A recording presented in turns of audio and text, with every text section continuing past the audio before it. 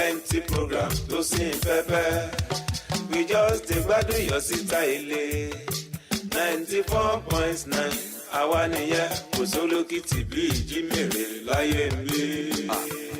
Make we now the listen see 32 FM. Listen see 32 94.9 listen see 32 FM.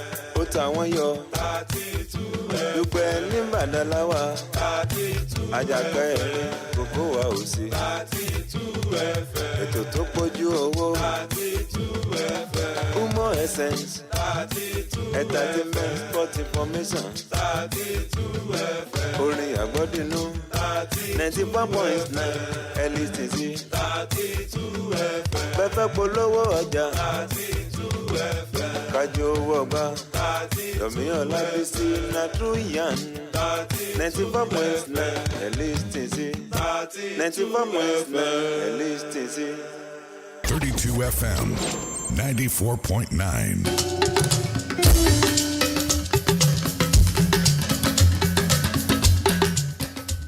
Orúkọ mi ni Chief Commander Ebenezer Obey. Ẹ máa gbọ́ Agbaletu pẹ̀lú Délé Adéyanjú. Délé Adéyanjú. Bẹ́ẹ̀ni o, bẹ́ẹ̀ni o, bẹ́ẹ̀ni o, bẹ́ẹ̀ni o, yọ̀ lọ́la. Bẹ́ẹ̀ni o, bẹ́ẹ̀ni o, bẹ́ẹ̀ni o, bẹ́ẹ̀ni yọ̀ lọ́la.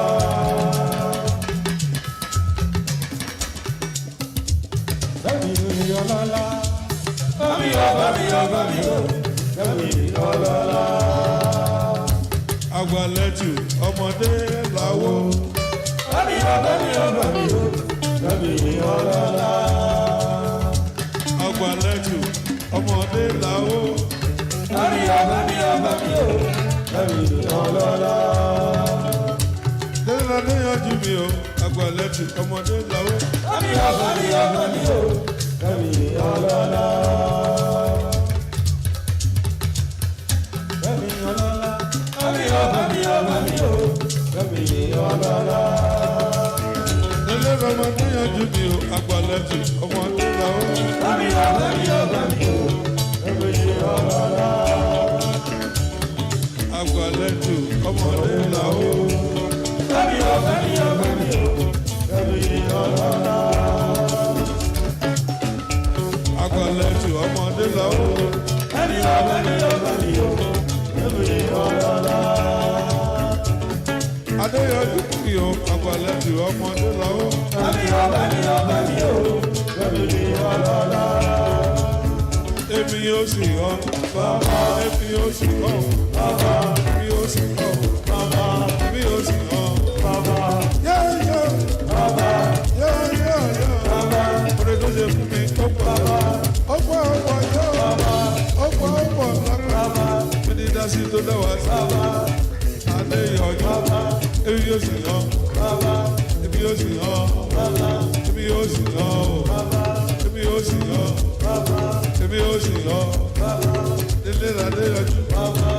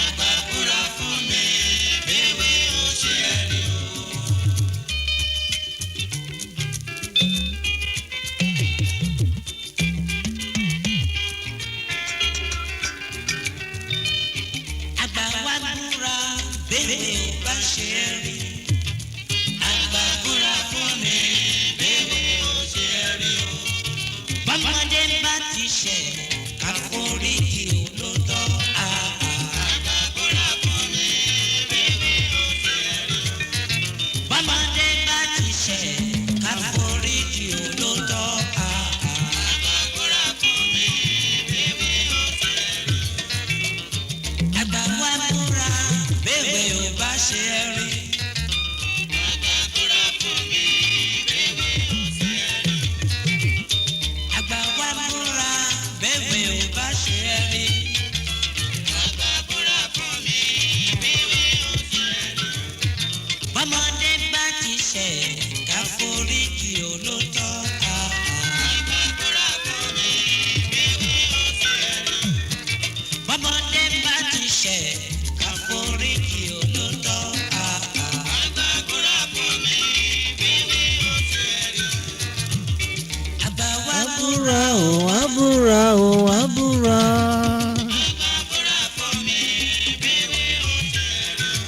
Ẹ káalẹ́. Èní ọjọ́ kẹtàléníogún oṣù kẹta ọdún 2022. Mo wá confused fúnra mi. Ọ̀pọ̀lọpọ̀ ti ń kí Admiral Adele Abiodun pé happy birthday.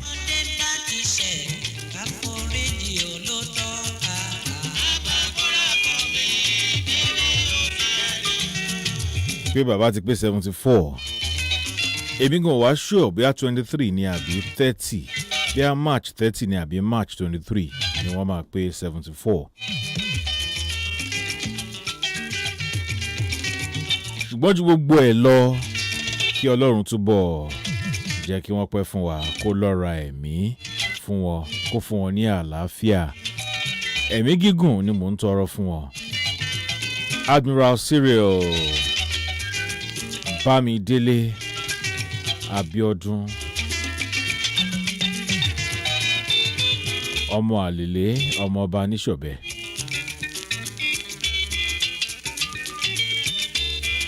Ẹ ti ń dúró wípé Àgbálẹ̀tù ó fẹ́ gun rí afẹ́fẹ́ àti dé bá ṣe ń dé ẹkù léṣẹ́ àfojú yín sọ́nà ju bó ṣe ẹ lọ adẹ̀kú eré ìjẹjọ́.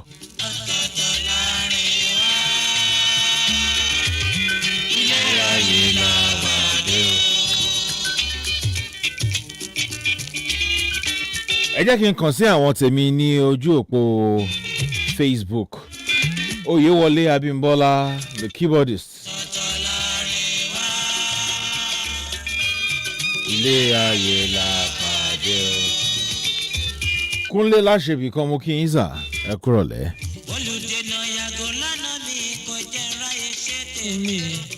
Michael Olúwaṣẹ́gun Oyèkànbí, ẹ káalẹ́. Adéwálé Bòròdé. Hafiz Fọlọ́runṣọ́ àti Òjó Timothy, mo kí yín, ẹ káalẹ́.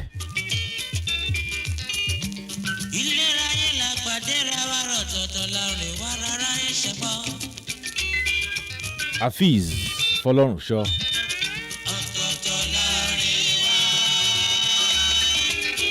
Ilé ayé la pàdé o. Prince Samuel Adéwálé, ẹ káalẹ́ o.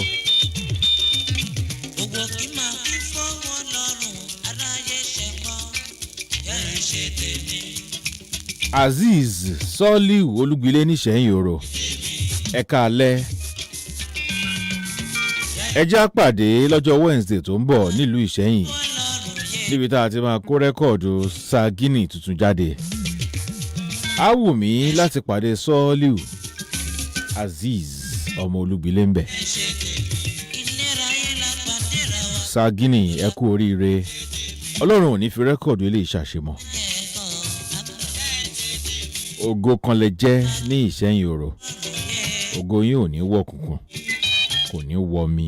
Ògo náà ò ní bàjẹ́ láíláí.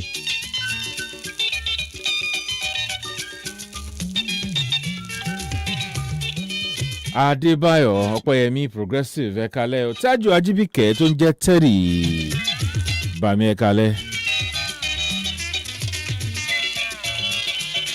Bàmí, ẹ káalẹ́, ẹ kú ọjọ́ mẹ́ta. Ọ̀rẹ́ yín ń kọ́ Olóyè Ṣẹ́gun Òjó, ẹ̀yin àgbàlagbà oníjọ̀gbọ̀n méjì.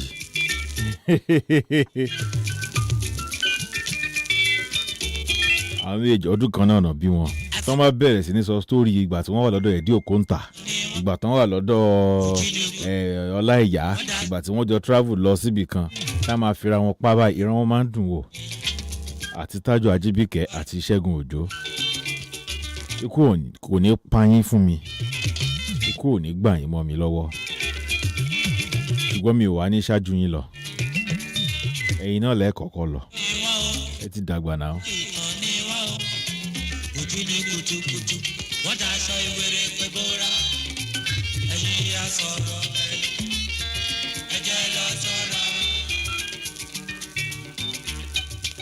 bá a ṣe wà ní ojú òpó Facebook la wà lójú òpó YouTube. Ǹjẹ́ ẹ ti subscribe sí YouTube page wa? Ṣé ẹ ti like Facebook page wa?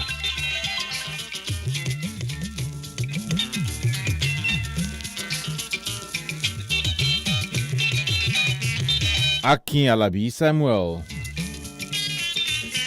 mo kí yín lójú òpó YouTube.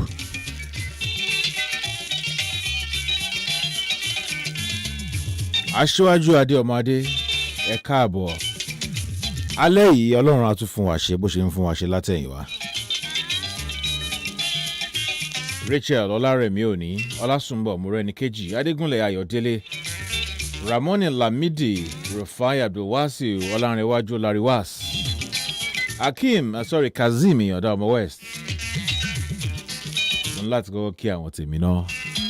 Kẹ́hìndé Aliu bá a ṣe bẹ̀rẹ̀, mo rí iye kí ló ń porúkọ ẹ̀ views tó ti tò lọ́wọ́ kan tá a jọ bẹ̀rẹ̀, wọ́n ti ń dúró dé.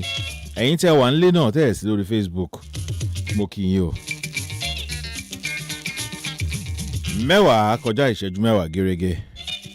Ẹ jẹ́ ń change record. Admiral Dele Abiodun kí n change ẹ̀ sí mi.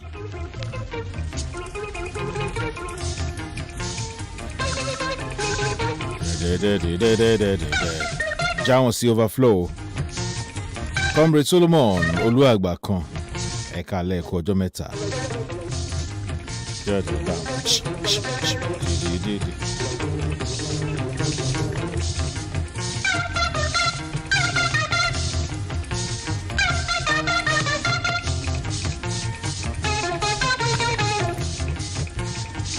Olúmọ Records lónìí Admiral Dele Abiodun. Tẹ́lẹ̀ African songs lónìí King Sunny Adé tó jára ẹ̀ kó tó wá di pé African songs náà wà ní Pick Peters.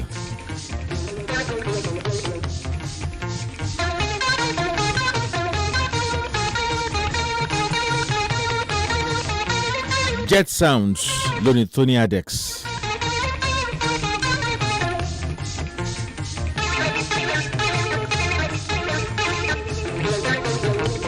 Ìjẹ́jọ́ la ṣe tribute fún olóògbé Motmoxin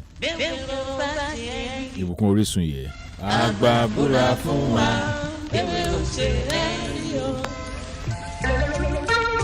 ìbùkún orísun yẹ lónìí Olúrẹ̀mí Sakadeli. Tẹ́ bá fọkàn bá wa lóúnjẹ ìjọ. Àlejò tí mo kọ́kọ́ bá sọ̀rọ̀ lórí ètò Alàgbàyọ̀mí Davis tí wọ́n ṣiṣẹ́ pẹ̀lú ilé-iṣẹ́ ìbùkún orísun yìí fún ọdún tó pọ̀ díẹ̀. Wọ́n sọ wípé àwọn ní rẹ́kọ̀dù Olúrẹ̀mí Sakadeli tó jẹ́ ìkan lára àwọn artist wọ́n ń gbà yẹn. Wọ́n àdẹ̀jọ́ ṣàdéhùn pé ó dà máa wá gbà. Òun náà lẹ́ ń gbọ́ yìí. Àgbàbúra fún wa bẹ́ẹ̀ ò ṣe é rí o.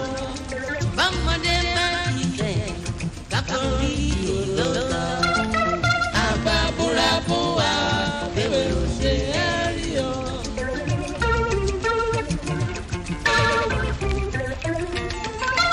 Àgbàbúra fún wa bẹ́ẹ̀ ò ṣe é rí o. Bámọ́dé máa ń tẹ̀ kákórí ìlọ́lọ́. Àgbàbúra fún wa bẹ́ẹ̀ ò ṣe é rí o.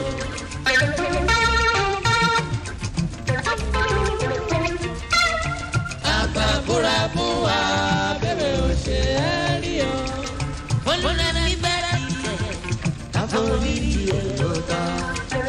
Àgbàbúra fún wa bẹ́ẹ̀ ò ṣe é rí o.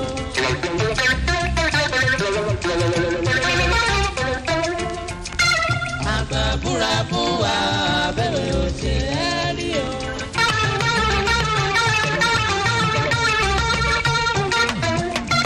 Àgbàbúra fún wa bẹ́ẹ̀ ò ṣe é rí o.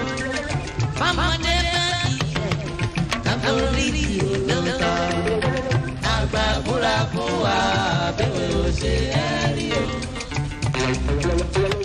Mo ní ọ̀pọ̀lọpọ̀ ìdáhùn láti wá sí àwọn ìbéèrè kan tó ń jẹyọ. Àgbàbúra fún wa nínú àwọn orin Olúrẹ̀mí Sàkàdẹ́lì tí mo ti gbọ́ nínú rẹ́kọ̀dù méjèèjì tí mo ti gbọ́ ojú kìíní ojú kejì àti Sàkàdẹ́lì àti Délé Abíọ́dún wọ́n jọ ń kọ àwọn orin kan náà nígbà tí mo dẹ̀ lọ wò mí lè determine pé ẹni tó kọ́ rèé àbí ẹni tó kọ́ last rèé nítorí pé rẹ́kọ̀dù tí Sàkàdẹ́lì ṣe ní 74 àwọn orin tó jọra pọ̀ mọ́ èyí tí Délé Abíọ́dún ṣe ní 74 ó wà níbẹ̀ eléyìí tí ẹ̀ ń gbọ́ yìí 1978 ni orin yìí Délé Abíọ́dún gbé jáde ní 1978 náà orin mo kọ́kọ́ fi jáde ṣìdí lẹ́ẹ̀kan so questions ti wà báyìí and láti wá dáhùn sí kí ló dé ṣé èèyàn kan náà ló ń compose orin fáwọn méjèèjì ni kọ́rọ̀ má lọ dàbí ọ̀rọ̀ Sànní àti Òbí Jídé tẹ́yìn kan ẹnìkan náà tó compose orin fáwọn méjèèjì.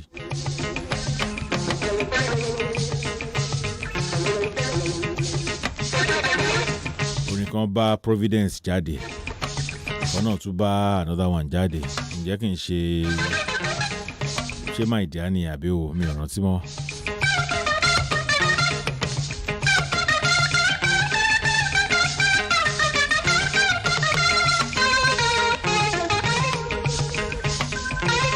nígbà tí orin bíi mẹ́fà tó bá ń jọ ara wọn nínú rẹ́kọ̀dù artist méjì tán gbé jáde lọ́dún kan ṣoṣo ẹ̀rí pé a ń láti wá ìdáhùn sí. Ọ̀túnba Isaac Kátìkò bẹ́ẹ̀ ṣe ń pè mí mò ń jẹ́ ọ̀rọ̀ lọ́mọ Akíntúndé Aláàjì gbogbo Òṣogbo gbogbo ìpínlẹ̀ Ọ̀ṣun ọ̀rọ̀ lọ́mọ Aláàjì ọ̀rọ̀ lọ́mọ Akíntúndé a kú ìdìde ọjọ́ Sunday tó kọjá wọn kúkú bá wa náà yọ̀ láìpẹ́ pàdé mi tó ṣú ọ.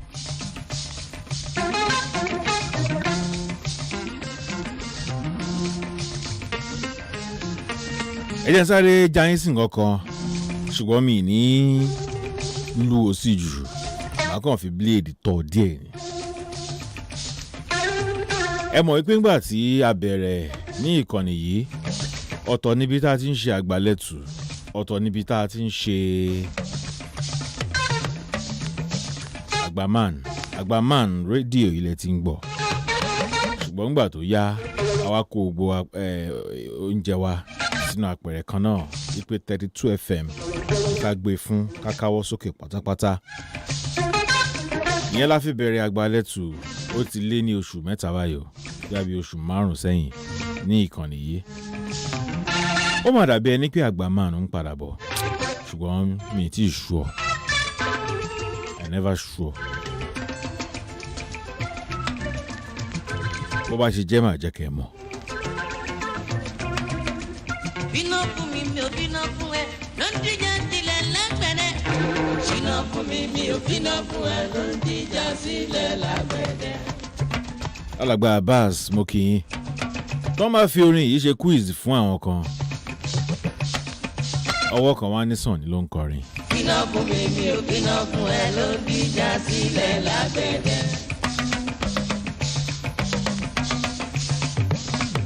apá ìkọ̀tàn èdè yọ̀ọ̀dà ló ń dá wa. bínú fún mi mi ò bínú fún ẹ ló ń díjà sílẹ̀ lágbẹ̀dẹ. Adélékè Adébọ́tẹ̀ àwọn ń wò wá lọ́wọ́lọ́wọ́ láti Port Harcourt Rivers State Akin Òtùwá Olóńwò ẹ̀ka lẹ́ o. ọ̀rọ̀ ìjà ló ń dá. bínú fún mi mi ò bínú fún ẹ ló ń díjà sílẹ̀ lágbẹ̀dẹ. alàgbà Ọlárìnwájú àwọn ń wò wá láti Munich ní Germany lọ́wọ́lọ́wọ́ báyìí. bínú fún mi mi ò bínú fún ẹ ló ń díjà sílẹ̀ lágbẹ̀dẹ. Azeez Ismail Adéwálé Azeez àwọn ń wò wá láti Abidjan lágbẹ̀dẹ. ní Ivory Coast. bínú fún ẹ ló ń díjà sílẹ̀ lágbẹ̀dẹ. Gbẹ̀ngà Fádípẹ̀ ẹ̀ka alẹ́ Abisola Alukumbo ni wọ́n ti rí big man presenter Rẹ̀mí Adésínà nìyẹn Àgbàmán lèmi ẹlẹ́nu tọ̀kù. afẹsẹ̀nà lọ sílé ronú tèmi dàgbàdàn bàbá mi.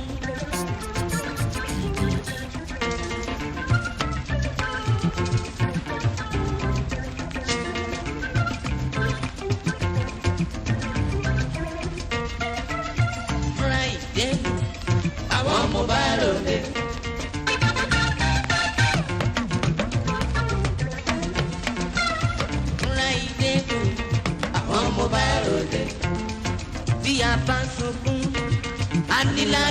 ríran bí a bá sunkún sẹ́ a ní láti ríran bí agúnyán nínú rẹ̀ wẹ́ńkọ́ ká ṣe bẹ̀ sí epo ẹ̀fọn agúnyán nínú rẹ̀ wẹ́ńkọ́ ká ṣe bẹ̀ sí epo ẹ̀fọn ẹ̀rí mi ayọ̀ ayọ̀.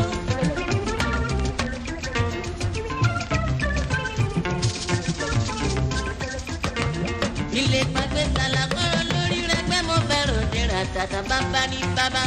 Dr. Fẹ́mi Ọlálérè ti Polytechnic Ìbàdàn. sàlàkọ́ mi o.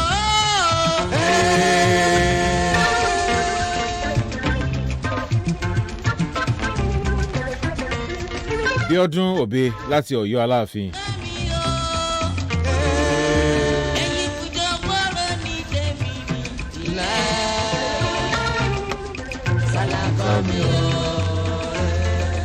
Olúṣọlá Henry Ògúntìmẹ́yìn àwọn ń wò wá lọ́wọ́lọ́wọ́ láti orílẹ̀-èdè South Korea. Wọ́n ń wò wá, wọ́n ń gbọ́ wá. Èmi náà kì í ẹ̀ka lẹ́mìí one time tẹ́ wà ní South Korea lọ́wọ́lọ́wọ́ báyìí o. Samuel Bankole Akínlẹ́yẹ àwọn ń wò wá láti Àkúrẹ́ ìpínlẹ̀ Ondo. olówó joyè méjì fún ẹ̀rọ ra olówó joyè méjì fún olówó joyè méjì fún ẹ̀rọ ra. Ọláìdé Adémọ́lá Ọlọ́bẹ̀ bàbá onífíìmù olówó joyè méjì fún ẹ̀rọ ra. ẹ̀ka lẹ́. olówó joyè méjì fún ẹ̀rọ ra. làlàkàdé bí bàbá ní. olówó joyè méjì fún ẹ̀rọ ra. Ọlámilékan Mókè Abdulkareem wọn làwọn ń gbádùn voice ọmọ ṣe. àfihàn jẹ́ ti ní. olówó joyè méjì fún ẹ̀rọ ra. àwọn fìràfìrà wọ́n ń gbà tiwárí. olówó joyè méjì fún ẹ̀rọ ra. yàtúwájú mẹ́ta níwájú rẹ̀ kí ni kọ́ńtò. olówó joyè méjì fún ẹ̀rọ ra. ọ̀tọ̀lá fìràfìrà mọ́tò bẹ̀ fún wa. olówó joyè méjì fún ẹ̀rọ ra. Lálẹ́ yìí ẹ̀kọ́ tún wà tá a máa kọ́. olówó joyè méjì fún ẹ̀rọ ra. Àwọn nǹkan kan wà tí ó ṣeé ṣe kí ọ̀pọ̀lọpọ̀ má gbọ́ rí tẹ́ máa tún gbọ́ lálẹ́ yìí ẹ mọ̀ pé ní tí Àgbàlẹ́tù wà fún náà nìyẹn. Àwọn nǹkan tá a gbọ́ rí àwọn nǹkan tá a mọ̀ tẹ́lẹ̀ nínú orin àtijọ́ a máa wá wú jáde àwa wá òótọ́ ọ̀bẹ gangan àwa sọ jáde. olówó joyè méjì fún ẹ̀rọ ra.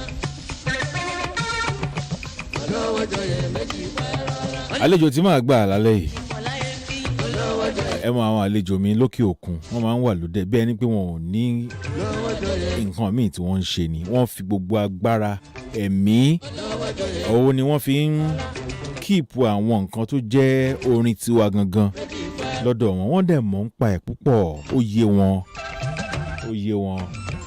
Ọláwálé dìbí Àjàyí láti Ìjẹ̀bú Òde ọ̀gá mi tó kọ́ mi ní music láti primary 4 Fẹ́mi Ògúnlùsì àwọn ni wọ́n kọ́ mi ní music àwọn ni wọ́n fi definition music hàn mí mi ìdẹ̀ gbàgbé láti gbà yẹn. Music is the art of combining sound that please the ear ear called ear E-A-R má ṣe òyìnbó sọ. Music is the art in the A-R-T of combining sounds. ṣé mo rántí náà ìyẹn ni àwọn ìlù tó dùn létí tí ìlù ò bá ti dùn létí mọ́ àbí táriwo ò bá ti dùn létí ó ti dariwo ṣùgbọ́n táriwo bá sì nítumọ̀ fétí music ni. Mo ní ọjà kan ṣoṣo tí mo fẹ́ polówó ẹ má yí kúrò ńbẹ̀. Egbògi kan ti délẹ̀ yìí egbògi àtẹ̀jẹ̀ ṣe ni ó dára fẹ̀jẹ̀ gidi gan. Veneto cleanser ló ń jẹ́ o. Veneto cleanser ló ń jẹ́ o. Ojú rẹ̀ ṣàjọlọ̀ lójoojúmọ́ kí làṣírí ẹ wà rí. Veneto cleanser ni. Já mi sí ọ̀rẹ́. Veneto cleanser egbògi àtẹ̀jẹ̀ṣe tí bàdọ̀tí ara wọ̀ yá ìjà rẹ̀ wọ́n mọ́lẹ̀ ṣe wọ́n yẹbẹyẹbẹ. Inú tó ń kú tó ń dàrú gbòdògbòdò kò bára rẹ̀ èrí inú ẹ̀jẹ̀. Amọ̀nà ti dé o. Veneto cleanser egbògi àtẹ̀jẹ̀ṣe tí a fi ewé àti egbò ṣe ní ọ̀nà tìgbàlódé. NAFDAC fòǹtẹ̀lù MA1 Nigeria Limited ni wọ́n gbé Veneto cleanser jáde. A wà ní nọ́mbà 17 Ọba Akínyẹlé off Adeogun Street Aláàfin Avenue Olúyọ̀lé Estate Ring Road Ìbàdàn. Telephone 08034051533 fún títà àti rírà. Ìwọ náà darapọ̀ mọ́ wa. Veneton cleanser àmọ̀tẹ́kùn egbòogi tí ń ya gbogbo kòkòrò inú ẹ̀jẹ̀ wẹ́lẹ́wẹ́lẹ́.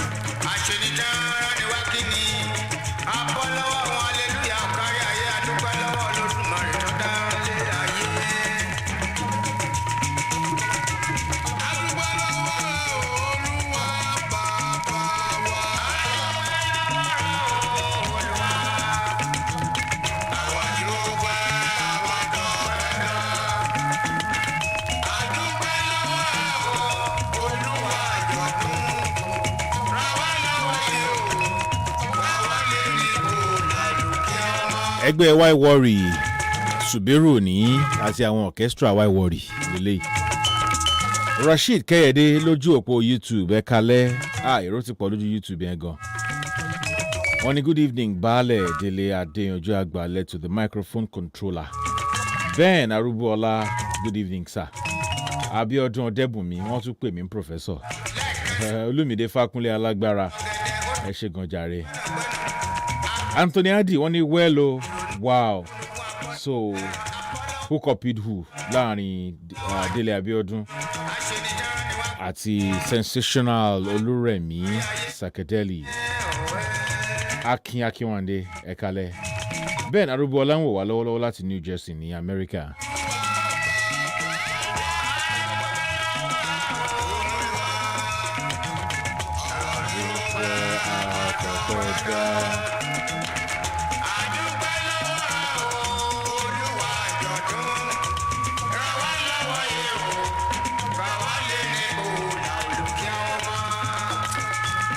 Olúṣọlá Àjàyí ní orílẹ̀-èdè Amẹ́ríkà ẹ kú iṣẹ́ wọn pẹ̀lú iṣẹ́ ni àwọn ará Amẹ́ríkà máa wà báyìí.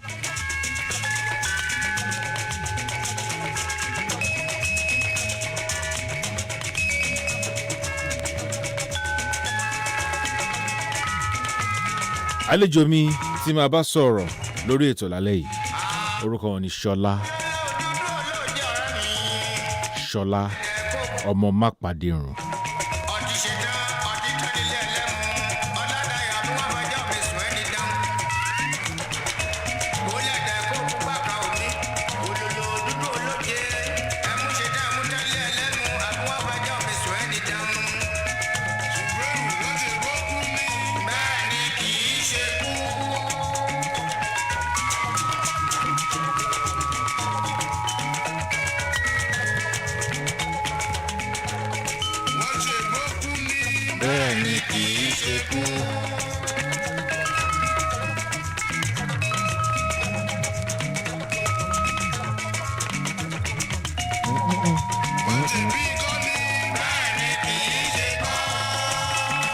Ọdúnlámì Àánúolúwapọ̀, good evening, Agbaman. Baálẹ̀ Agbaletu, you're doing a great job tonight. I hope you had a wonderful day. Ẹ ṣé o. Lucky Thomas, Chibuzo àbí Chibuke àbí kí ló ń jẹ́ Arinze? Àbí wo ló ti ń jẹ́ mẹ́ náà? Lucky Thomas. When you are watching live from one corner, àwọn yóò gbádùn ṣá. Watching live from one corner. Ó dáa. Orílẹ̀-èdè kan náà nìyẹn.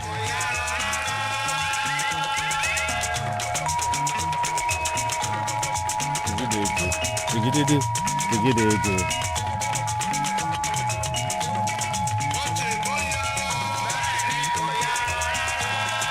Tagadada.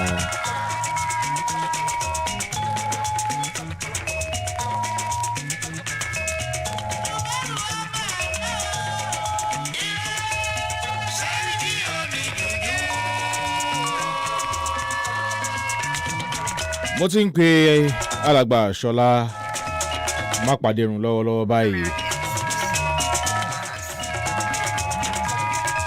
Hello sir. Hello. Ẹ káalẹ́ sà o. Hello. Hello, ṣé ń gbọ́ mi dáadáa sà? Hello. Hello. Hello, àwa ń gbọ́ yín o, ṣé yín ń gbọ́ wa? Hello. Ṣé ń gbọ́ mi? Èmi ń gbọ́ yín sà, ṣé yín ń gbọ́ wa? Hello. Wow.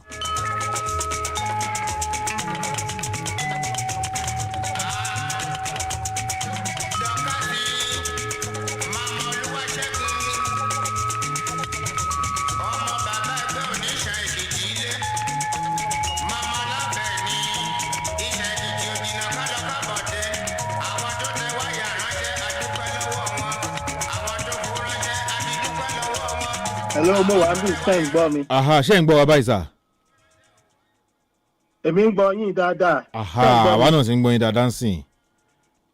Very nice, very good, very, very good. Yeah. Happy to be here with you. Lọ́dọ̀ wa ń bí aago 10:00 la wà. Aago mélòó ló lù lọ́dọ̀ yín? Okay. Bí aago 5:00 àbọ̀ ṣẹ̀ṣẹ̀ lù lọ́dọ̀ wa ni. State wo lẹ wà ní orílẹ̀-èdè Amẹ́ríkà? Washington DC láwà. Ẹ mú létí Joe Biden ni àbí? Ẹ máa rí Joe Biden tó máa ń lọ bí iṣẹ́. A máa ń rí wọn dáadáa, àwọn aráalé wa nù báwa ọmọ Ìbàdàn ṣe máa ń sọ. Àwọn aráalé wa nù. Okay. Inú mi dùn láti gba àlejò yín lórí ètò ní alẹ́ yìí. Agbaletu ní à ń pè ètò yìí. Ẹ ṣeun gan. A fẹ́ kẹ́kọ̀ọ́ lára yín ni o. Okay. Ẹ jẹ́ n bẹ̀rẹ̀ báyìí. Ọmọ sá. Yes sir. Yes sir. Ẹ fẹ́ make point kan.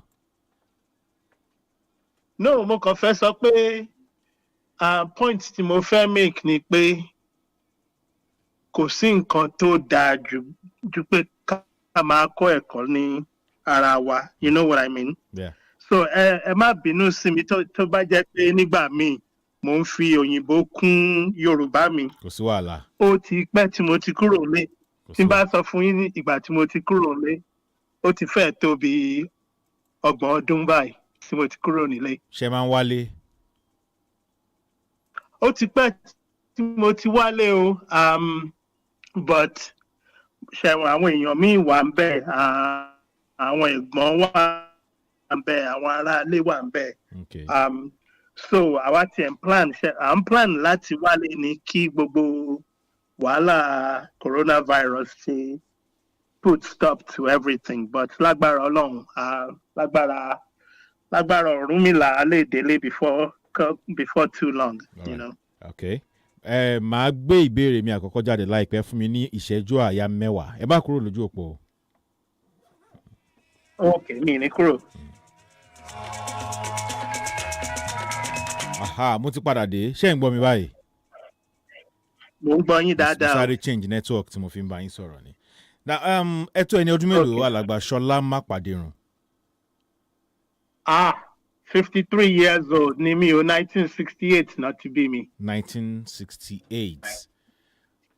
Àgbà ti kì í ṣọmọdé mọ́, àgbà ti dé báyìí. Okay.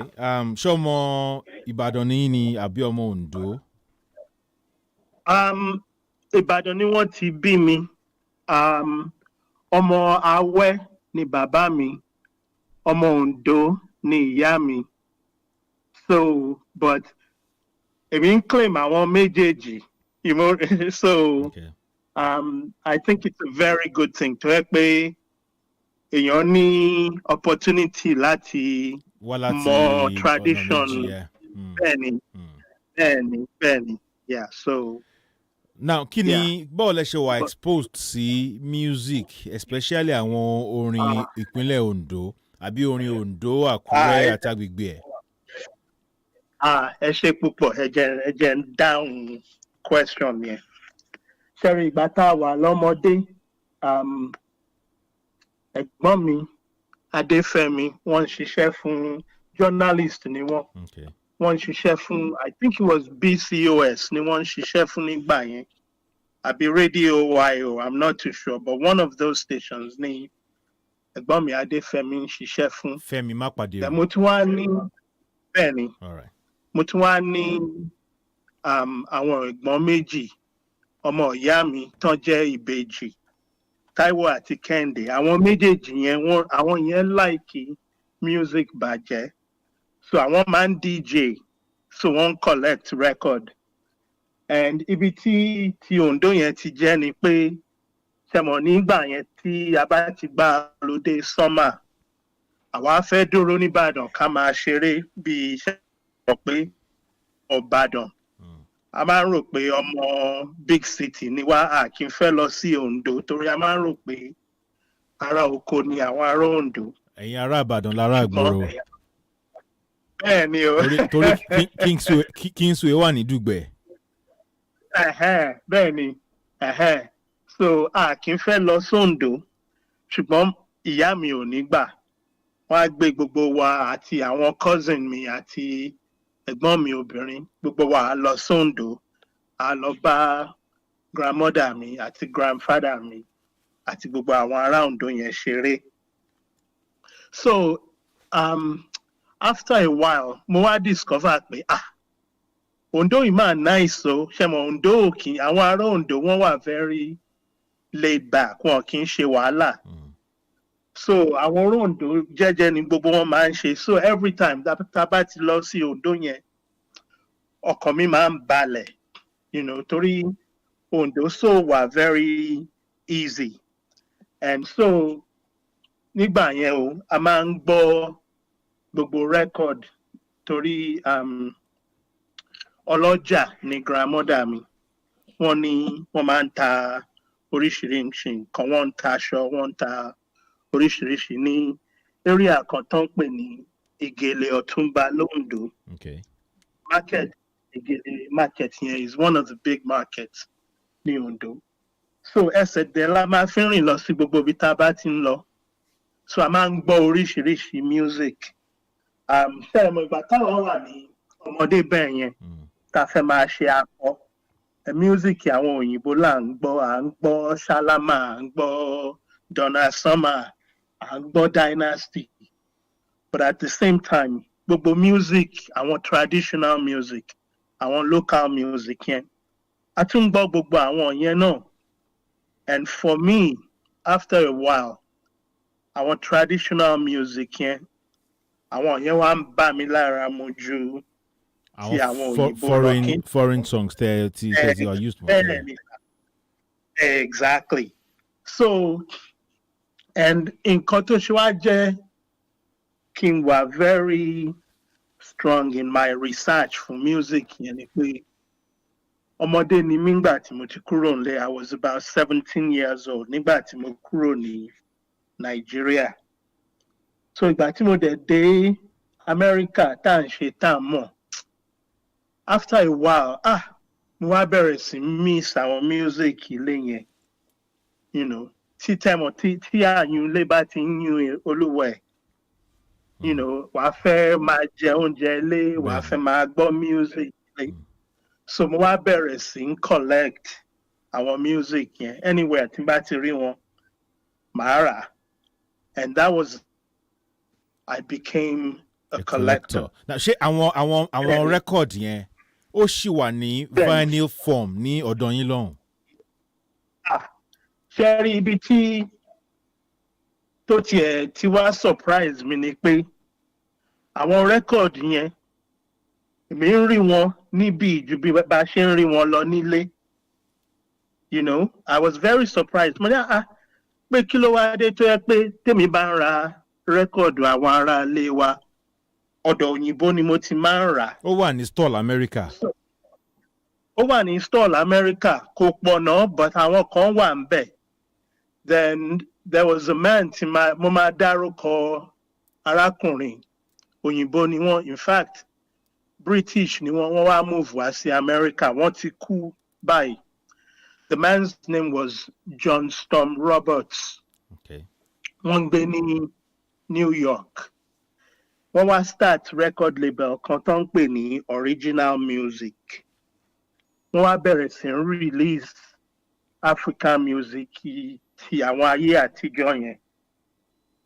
So èmi wá bẹ̀rẹ̀ sí ń ra àwọn record wọn, mo máa ń bá wọn sọ̀rọ̀, mo ń send message sí wọn. So àwọn record wọ́n ń ta yẹn, ṣé record form àwọn poly kí la máa ń pè yẹn, vinyl àbí cassette àbí CD? Àwọn ní ṣẹ́rí, wọ́n ní cassette, wọ́n ní vinyl. Ṣẹ̀mọ̀ èmi wà àwọn generation ti èmi. Record kí náà ti máa ń pè nílé àwo àbí? Àwo ni àwo. Bẹ́ẹ̀ni, so àwọn àwo yẹn làwa máa ń gbọ́ ńgbà táwa wà kékeré àti cassette.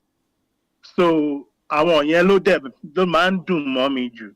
Mo máa ń sọ fún àwọn èèyàn pé tó bá ń play CD àbí tó bá ń play vinyl, there's a difference.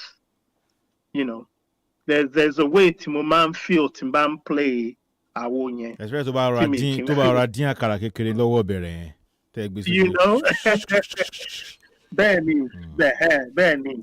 Bẹ́ẹ̀ni. So tẹ́ bá ti fi àwo yẹn sórí record player. Tẹ́ fa bẹ̀rẹ̀ sí ẹ̀.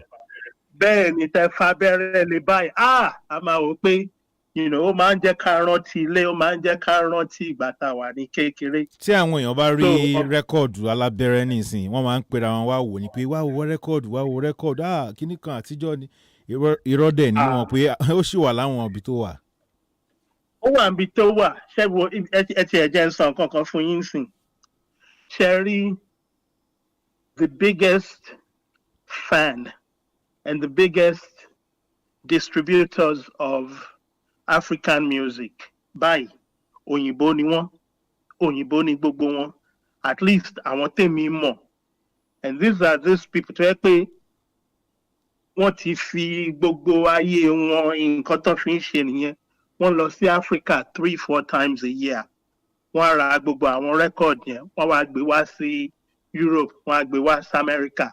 So tí ò bá sí ọpẹ́lọpẹ́ àwọn òyìnbó yẹn o, àbá má rí àwọn mi ní collection ìwọ ní ìsìn. na ẹni tó tábà wo collection ní ìsìn àwọn orin tó jẹ́ Yorùbá music ẹni tó how many van records. Ìgbà tí ìyàwó mi tó ó ti ṣeré lọ sí Australia báyìí fún bí ọ̀sẹ̀ mẹ́rin, ó ní tóun bá ti dé pé tóun bá rí gbogbo rẹ́kọ̀dì yẹn nílé tóun máa jáwèé fún mi ní. mo ní bí at least 600 tó jẹ́ ti àwọn African music. Àwo lásán nìyẹn o. Àwo lásán nìyẹn. Ká má tí ì sọ ti CD àti digital music. Ṣẹ́rí ti digital music yẹn, I have so many tó jẹ́ pé mo ní bí external hard drive bí 10. Wow. Tí mo fi ń store àwọn digital music yẹn. Torí àwọn music kan wà tó yẹ pé àti ẹ̀ lè rí lórí àwo mọ́. But at some point, ẹnìkan ti record wọn to digital form. Okay. So at least our music yẹn ò sọnù, so a ṣì lè máa gbádùn wọn. Okay. All right. As a 17-year-old boy, tẹ́ kúrò ní Ondo lọ sí America. Mo kúrò ní Ìbàdàn. Ẹ kúrò ní Ìbàdàn lọ sí America. So age wo lẹ gbé lóńdó? Kí ni age nígbà tẹ́ gbé lóńdó? Ondo yẹn o. Kì í ṣe pa gbé lóńdó full time, but at least a máa ń lọ sóńdó. Ó kéré jù méjìlá ní lọ́dún. Ṣé rí àwọn ará Ondo biggest festival tó wà lóńdó nígbà tí mi jẹ́ ọmọdé ni Ògún festival. Okay. Àti mọ́lé o, àti Christian o, àtàbọ̀rìṣà o, àtẹlẹ́yìí o, àti yẹn o, everybody máa ń wálé fún ọdún Ògún yẹn. And ọdún Ògún yẹn lóńdó, it goes on for about a week. So kì í fẹ́ miss ọdún Ògún yẹn. Ṣé ọdún Ògún yẹn ṣé a lè sọ pé ọdún Ògún yẹn ló influence àwọn rẹ́kọ̀dù Ògún tí Sunny Adé ṣe because wọ́n ṣe Ògún tó bí 3 àbí 4. Bẹ́ẹ̀ni, àṣẹ mọ̀ pé ọmọ Ondo ni bàbá KSA. Ṣé mọ̀ pé ọmọ Ondo ni wọ́n so in fact ìgbà tí mo wà níbi I think I was about 10 years old. Àwa ní ọdún that year a lọ sóńdó fún Ògún festival. Àwa jókòó síwájú ilé grandfather mi. Kátólíò ni bàbá KSA ti wá kí grandfather mi. Tó ń dọ̀bálẹ̀, tó ń kí wọn, tó ń ṣe, tó ń mọ̀. Then bàbá KSA tún mú Dele Abiodun wá ní ọdún yẹn. Okay. So we were very lucky tó jẹ́ pé a rí King Sunny Adé. Èmi àti ẹ̀gbọ́n mi a tún bá bàbá Dele Abiodun ṣeré. It was really nice. So grandfather yín gbọ́dọ̀ jẹ́ gbajúmọ̀ kan. Grandfather mi. Well, nǹkan tó ń sọ fún mi ni pé èmi ṣe mọ̀ ọmọ bàbá was about 80-something years old nígbà yẹn. Ṣé mọ̀ àwa ọmọdé nígbà yẹn o. Tó bá ti di tàwọn àgbàlagbà yẹn, à ń fọ̀wọ̀ wọn fún wọn. A kì í béèrè too many questions lọ́wọ́ wọn. But ìgbà tí bàbá died in 1976 or 77. Ìgbà yẹn ni àwọn aráalé sọ fún mi pé Baba was one of the first people ní Ondo to have his own motor car. Ó dẹ̀ kọ̀wé, so alákọ̀wé ni.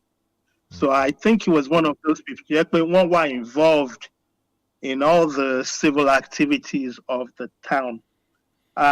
Sherry family grandfather mi, Ọládòkun ni orúkọ wọn. Okay. Wọ́n dẹ̀ sọ fún mi pé branch Ọládòkun yẹn pé àwọn ọmọ ọba ni wọ́n.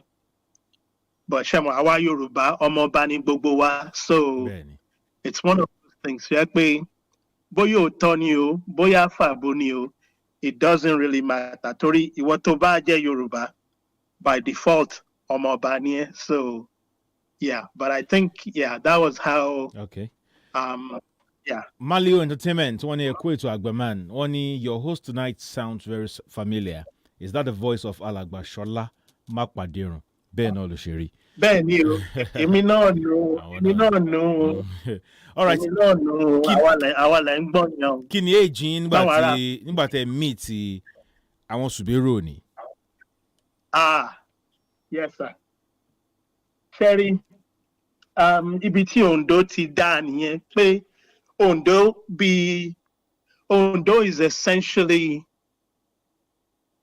a village tó jẹ́ bí, it's essentially a village tó jẹ́ bí small town. Ṣé mo nǹkan tí mo mean? Yeah. In the sense pé Ondo, àwọn ará Ondo yẹn, they're very welcoming. They're very relatable. Wọn kì í ṣe àpọ̀jù, you know. So, ìgbà tẹ́mi kọ́kọ́ rí àwọn bàbá Subero ni, I was probably about 9 years old. Nígbà yẹn mo lọ sí Ondo pẹ̀lú grandmother mi for 3 months. And, you know, Baba, in fact, Subero ni ti band wọn yẹn, a máa ń rí wọn gan lóńdó. Torí wọn kúrò lóńdó, Ondo ni wọ́n ń gbé. Wọn kúrò lóńdó all through àbí? I think there was one time, tó bá lọ ń ṣe recording, wọ́n máa ń lọ s'Èkó. Torí most of record tí Subero ni àti Y Warrior Orchestra record, wọ́n record ẹ̀ fún Ogunde Records. Okay, so wọ́n ti bẹ̀rẹ̀ sí ní record láti bí year wo? Is it 50s or 40s? Wọ́n ti bẹ̀rẹ̀ sí ní record láti bí, I think it has to be around, ó máa jẹ́ bí late 50s ni wọ́n ti bẹ̀rẹ̀ sí record. So let's say be around 55, 56. Probably closer to 58, 59. Okay. Ni wọ́n ti bẹ̀rẹ̀ sí record. And ní ayé ìgbà yẹn, most of the recordings yẹn 45s ni wọ́n ṣe mọ́ àwọn tó ń pè ní 45. Àwọn single tí ó máa ń sáré kéékèèké yẹn. Bẹ́ẹ̀ni, àwọn single tí wọn kì í ṣe full album. Ni most of the recordings yẹn. Terry Subero ni àti Y Warrior Orchestra. Bọ́n ṣe develop, there was a band ní Ondo tó ń pè ní Ọládòkun Orchestra. Ọládòkun Akíntẹ̀lú rẹ̀ ló form orchestra yẹn. Baba Subero ni was the band captain and guitar player for that band. Then Baba tó ga ní, you know, Baba Agun ni wọ́n ń pè wọ́n lóńdó. Baba Agun orúkọ wọn ni Buraimo Ikushika. Ẹni tó bá mọ Ondo dáadáa, tó bá gbọ́ orúkọ bíi Ikushika, wá ti mọ̀ pé orúkọ àwọn ará Ondo nìyẹn. Okay. So ìgbà tí Baba Ọládòkun kú around 1956-57 ni Baba Subero ni wá take over band yẹn. Now mo fẹ́ clear nǹkan kan kẹ́ tó tẹ̀síwájú. À ń sọ̀rọ̀ nípa Subero ni, à ń sọ̀rọ̀ nípa Buraimo. Àwọn méjì ni a máa ń rí níwájú pálí Subero ni. bàbá kan Yes. ó ga ó dúdú Ẹ̀hẹ́n. then ìkan Ó- tẹ́rẹ́ ó ní small stature. Ẹ̀hẹ́n. Ṣẹ̀rí bàbá tó ní small stature yẹn, òun gangan ni Suberu Òní, ará Àkúrẹ́ ni wọ́n. Ok, ọmọ Àkúrẹ́ Tí mi bá wà lòun. mí- Ọmọ Àkúrẹ́ ni wọ́n. Bàbá tó ga tó dúdú Then yẹn. bàbá tó ga yẹn, tó dúdú tó ga yẹn, tó kọlà Oǹdó sójú. Ṣẹ̀mọ̀ tẹ́ bá rí fọ́tò wọn, wọ́n ní ìlà Oǹdó yẹn. Orúkọ wọn ni Buraimo Ikushika, ọmọ Oǹdó ni wọ́n. Ok.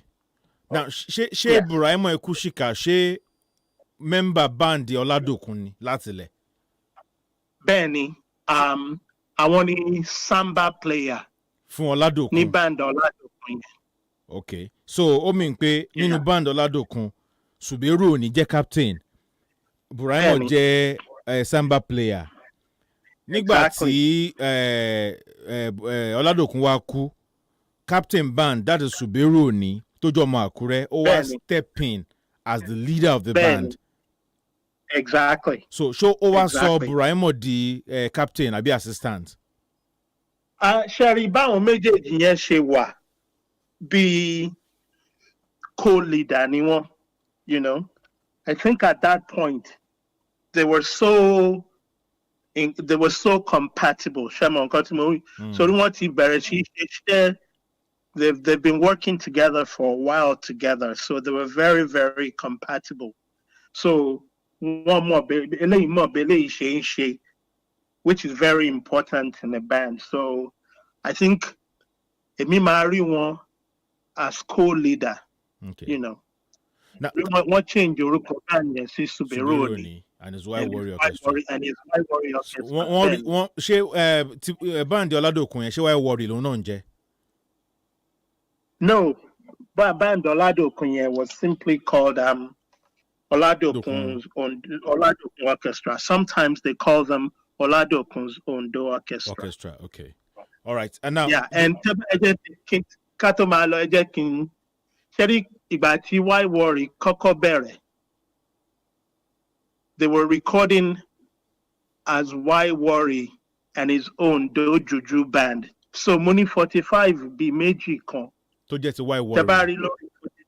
Label yeah is White Warrior and his own Do Juju band. Ṣé Ògúndé náà ṣe record yẹn fún? Ògúndé náà ṣe record yẹn fún, yes. And then later on, ni wọ́n wá change band yẹn to White Warrior Orchestra. Wọ́n drop Ondo Juju band yẹn. Wọ́n fi ṣe White Warrior Orchestra. Okay. Now, mo fẹ́ kẹ́ ṣàlàyé fún mi, nínú àwọn méjèèjì, Agun, which was Buraimo, àti Suberu Òní tó jẹ́ small stature. Ta ni voice ẹ̀ fẹ́ tó máa ń kọrin pé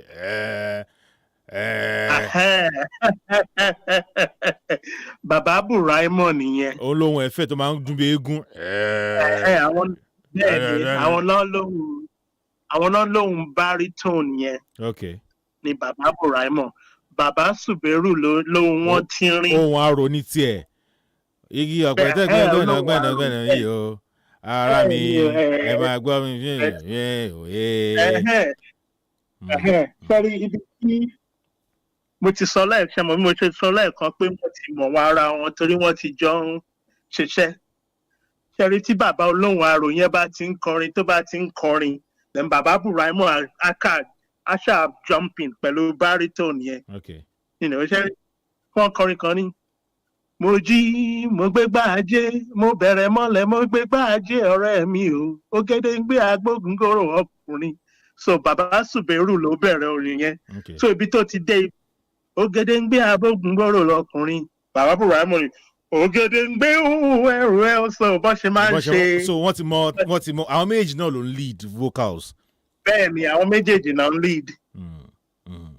Àwọn méjèèjì náà ń lead. Ó make sense. Àwọn contemporaries Suberu Òní nígbà yẹn ṣá lè pe Julius Araba àbí Ambrose Campbell gbogbo wọn yẹn ṣé wọn àbí then Theophilus wà lókun ṣé contemporaries ni wọn. Ṣẹ́rí Bàbá Tíò ni everybody ń pè wọ́n gbà yẹn. Ibo làwọn gbé? Ibo ni Theophilus gbé ngbà yẹn? Bàbá Tíò kíní ni àwọn ará Ìlàjẹ. Ìlàjẹ area làwọn. Ibi tí wọ́n ti bí wọn ní village kan tó ń pè ní Abẹ̀rẹ̀kẹ́ ní Ondo State, area àwọn Ìlàjẹ nìyẹn. Ṣé bẹ́ẹ̀ náà gbé ibẹ̀ náà wà? Ibẹ̀ náà wà, but although wọ́n lọ s'Èkó sometime in the 50s and 60s. Wọ́n lọ s'Èkó láti máa lọ record. Abẹ̀rẹ̀kẹ́ yẹn, there's two of them, Abẹ̀rẹ̀kẹ́ Odò àti Abẹ̀rẹ̀kẹ́ Òkè. So I think Abẹ̀rẹ̀kẹ́ Odò ni wọ́n ti bí Theophilus. Bàbá Tìó. Okay. Yes. Bàbá Tìó yẹn o is a special case. Because Bàbá Tìó, I think, in my opinion, àwọn ni first really big Ondo musician tó jẹ́ pé wọ́n cut across all the different areas of Ondo State. Láti Òkìtìpupa ni o, láti Ilẹ̀ Olújì ni o, wherever you go in Ondo State back then, wàá gbọ́ music Bàbá Tìó, you know. And Bàbá Tìó, ìgbà tó kọ́kọ́ bẹ̀rẹ̀, banjo ni wọ́n ń play. Not the normal guitar. No, not the normal guitar. Banjo ni wọ́n ń play. And wọ́n wá ṣẹlẹ̀ pé Bàbá Tìó kíní náà iṣẹ́ tó ń ṣe fisherman ni wọ́n. Okay. Torí àwọn ará iṣẹ́ mọ̀ pé Ìlàjẹ bẹ́ẹ̀ ni iṣẹ́ pẹjapẹja. Bẹ́ẹ̀ ni àwọn pẹjapẹja nù. So banjo ni Bàbá Tìó kọ́kọ́ ń play. Then wọ́n wá ra guitar. And from some of the research tèmi ṣe, wọ́n sọ pé ẹ̀gbọ́n Bàbá Tìó ló kọ́ wọn díẹ̀ láti play guitar. Okay. So that was when he switched over to the guitar. Around 1953.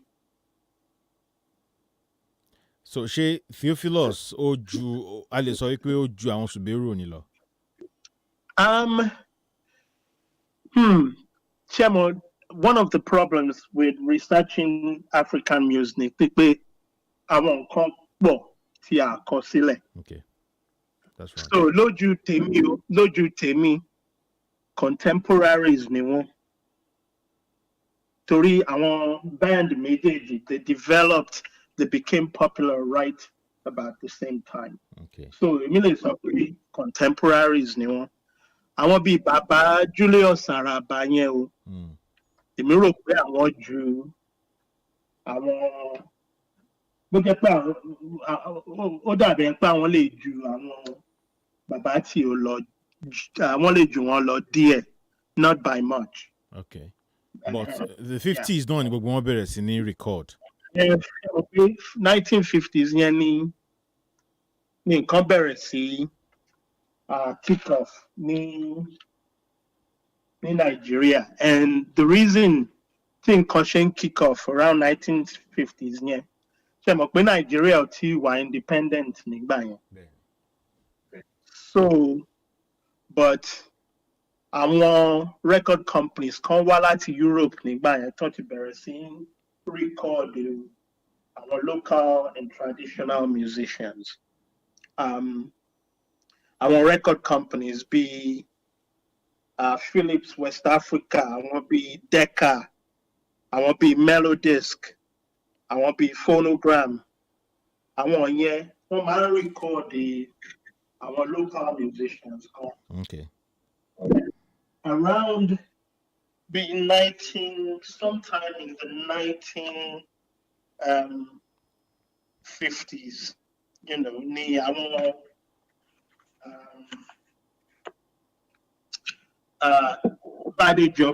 Badejo record label. Okay. Badejo record label was founded by Badejo Okusanya. Tẹ́bá ti rí àwọn yellow label tó sọ Badejo sórí ẹ̀yìn. Bàbá Badejo Okusanya nìyẹn. Ṣé record label Ògúndé ò wá ṣáájú Badejo? No, Sherry, in fact, Sherry, àwọn ìwé kan Timothy man get most of my information from, or at least some of my information.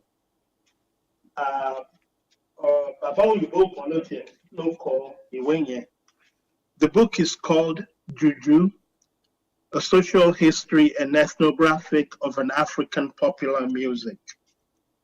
Babato Koiwenye, Uruko Eni Christopher Alan Waterman. Okay. Sherry, Emia Mutie Ewu, me, Mafi Baba and Laurent until Timon accept the Facebook friendship me. Because I read his book. But Tony, I read his book about 25 years ago.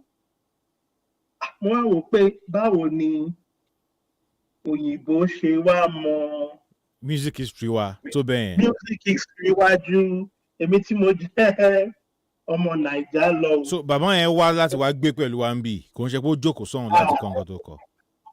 Ẹ ti gẹ̀ẹ́tẹ̀. Mo wá pe Baba Waterman, mo contact wọn. Sherry Baba Waterman went to Nigeria in the 1970s láti lọ ṣe research. Ìbàdàn ni wọ́n wá base sí. And he was lucky enough to jẹ́ pé wọ́n meet Uncle Toye Ajagun. So Uncle Toye Ajagun yẹn ni mentor fún Baba Christopher Waterman. Okay. In fact, Christopher Waterman tiẹ̀ ó gbé ilé Uncle Toye Ajagun ní Ìbàdàn. So bass player, then Christopher Waterman. So he went all over the place with Uncle Toye Ajagun to study juju music. You know, but back to the old thing about record label. Most of our researchers play ADEYANJU, the first authentically owned Nigerian record label. ADEYANJU ń gbà yẹn wà ó jẹ́ affiliate fún Philips àbí? Exactly.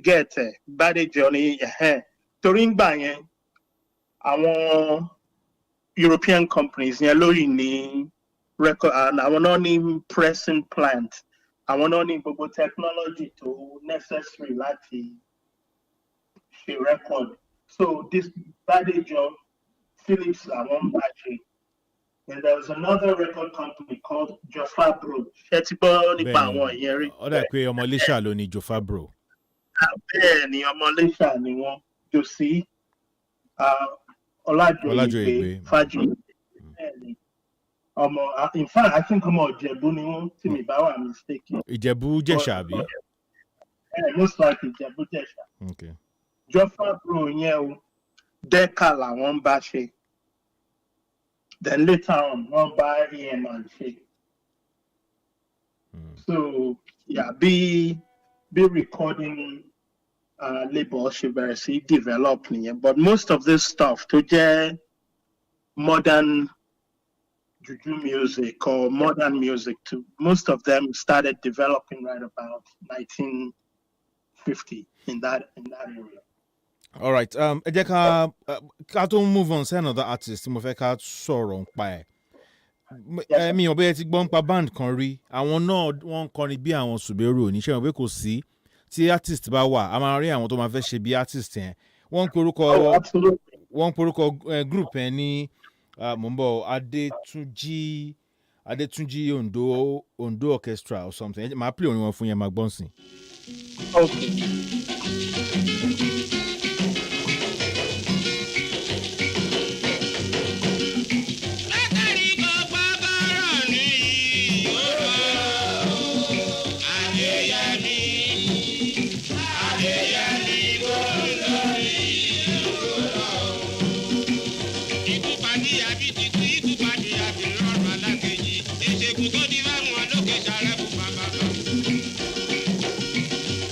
Hey,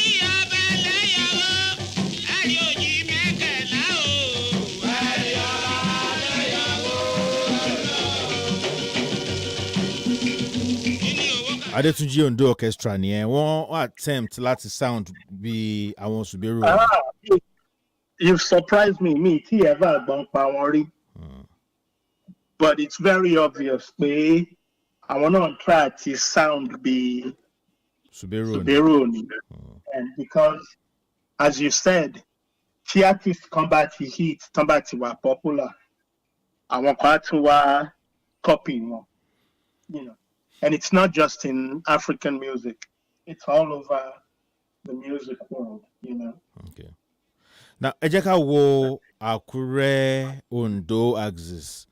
Àwọn wo ni popular artists tó wà ń bẹ yàtọ̀ sí Suberu ni. Mo mọ̀ pé l'Àkúrẹ́, no, the Juju band tó popular jù láti ìgbà tí leader yẹn ti kú tí dìsìn Wale Glorious ni. Ondo axis a ní Suberu ni. But ẹ jẹ́ ká wò lọ sí àwọn province tó kù bí Ìdànrè bí nǹkan kan. Àwọn wo ni artist tó popular? Ṣẹ́rí ibi tí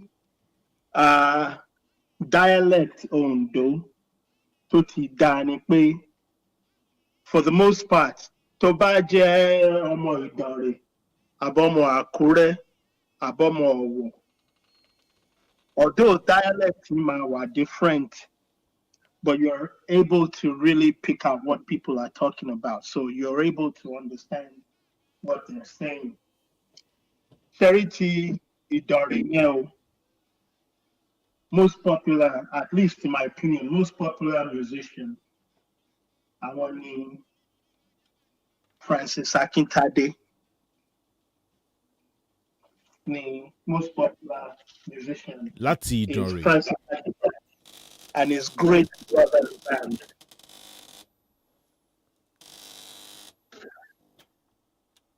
Hello. Hello, friend. Mo ń gbọ́ yín dáadáa sir. So Francis Akintade and his great brother's band, yeah.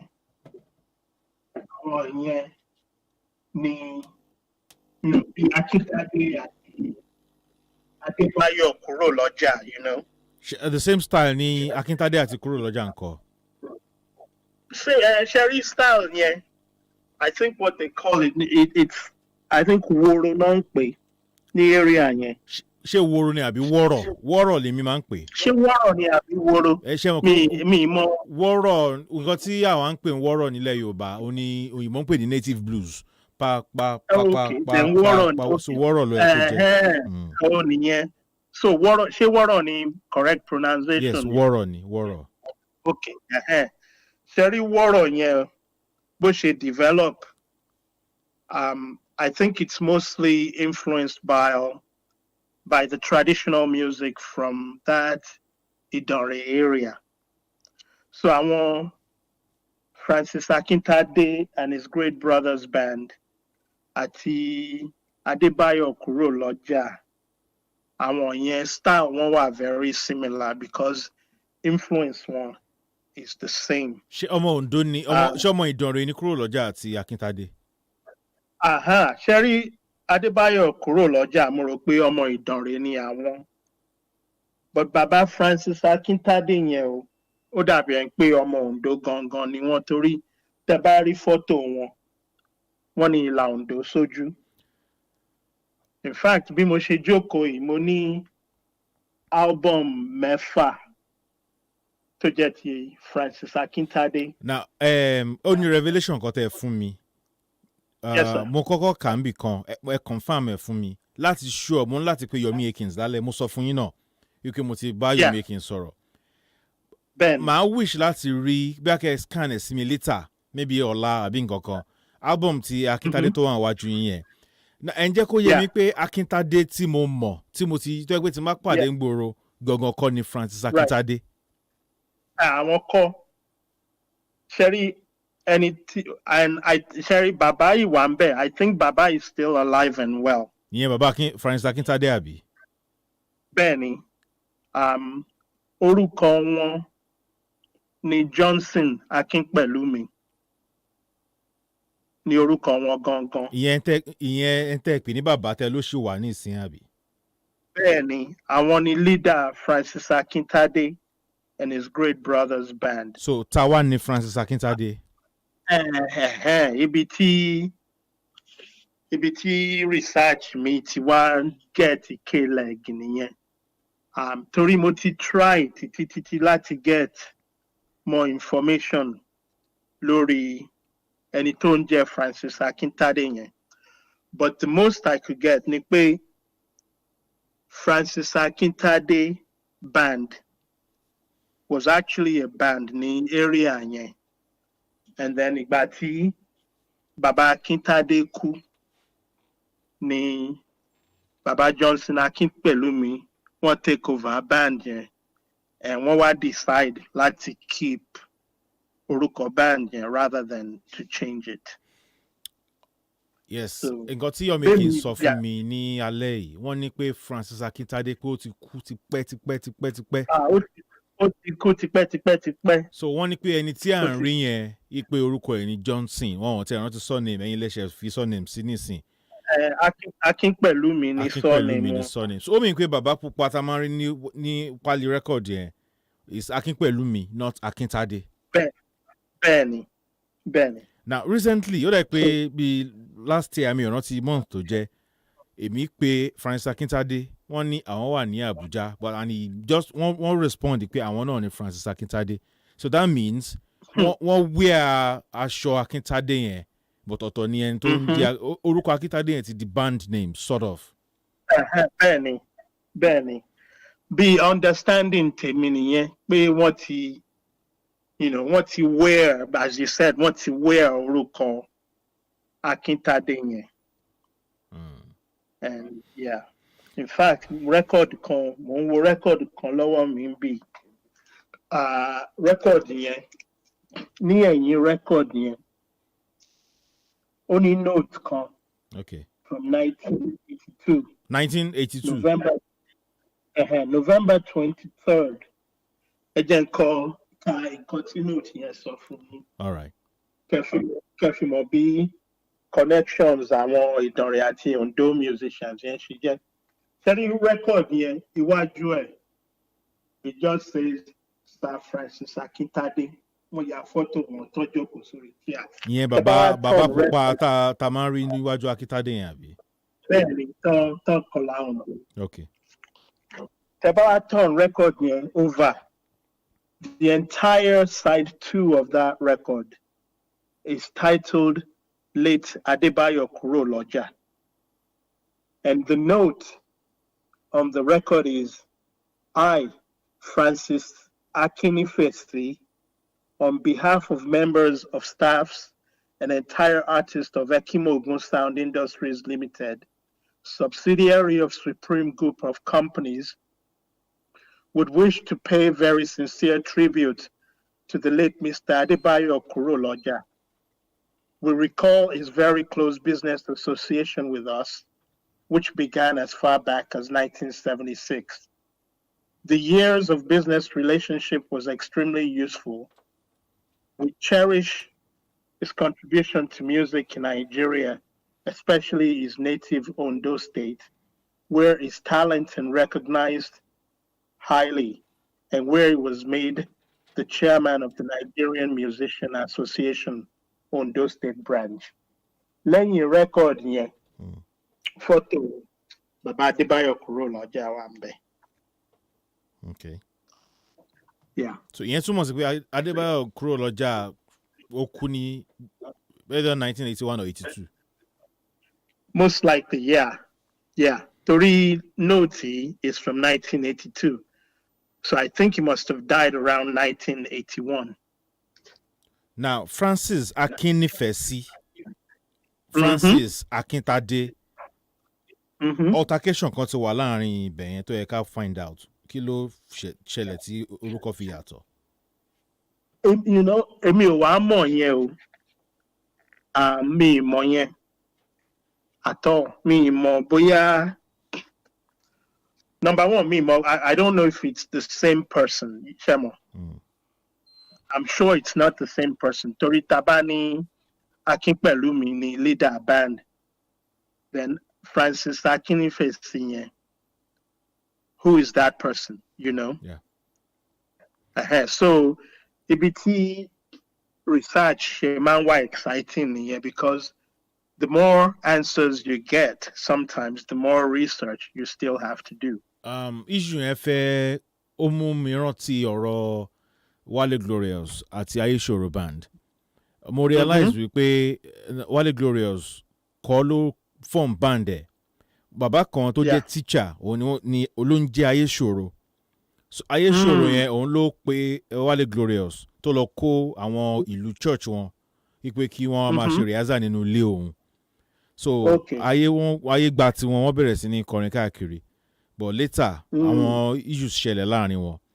So wọ́n wá ní pé kí àwọn Wale Glorious kí wọ́n máa lọ. So ìgbà tí Wale Glorious kúrò pẹ̀lú àwọn tó náà kó mọ́ra kò wá drop orúkọ Ayéṣòro yẹn mọ́. Meanwhile ẹni tó jẹ́ Ayéṣòro yẹn ó ti cease láti bá wọn ṣiṣẹ́ papọ̀. Because ní 2015 mo bá bàbá tó ń jẹ́ Ayéṣòro yẹn sọ̀rọ̀ mi mọ̀ bí ó ṣì wà ń sìn bọ̀ àṣà 2015 mo bá sọ̀rọ̀ in fact conversation wa ṣì wà recorded. Nǹkan tó sọ fún mi ni pé òun ò fẹ́ ṣe interview kankan kẹ́nìbọ̀dé máa yọ òun lẹ́nu òun ti ṣe interview pé òun ti dàgbà òun ti rántí nǹkan mọ́ ó ti sú òun.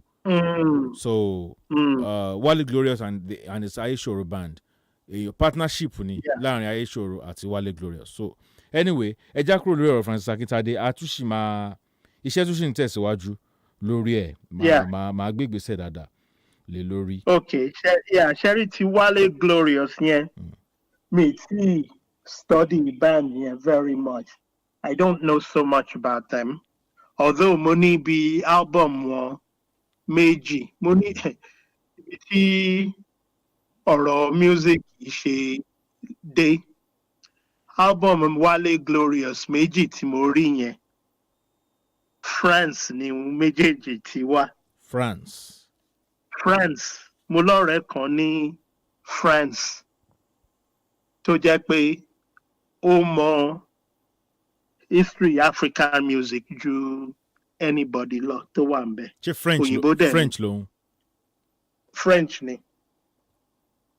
Ó dẹ̀ mọ music I mean ó ti mọ music yẹn pọ̀ jù to the point pé ó ti start record label àti record company. So every now and then tó bá rí àwọn record kan tó mọ̀ pé mo lè wà interested in á jẹ́ kí n mọ̀.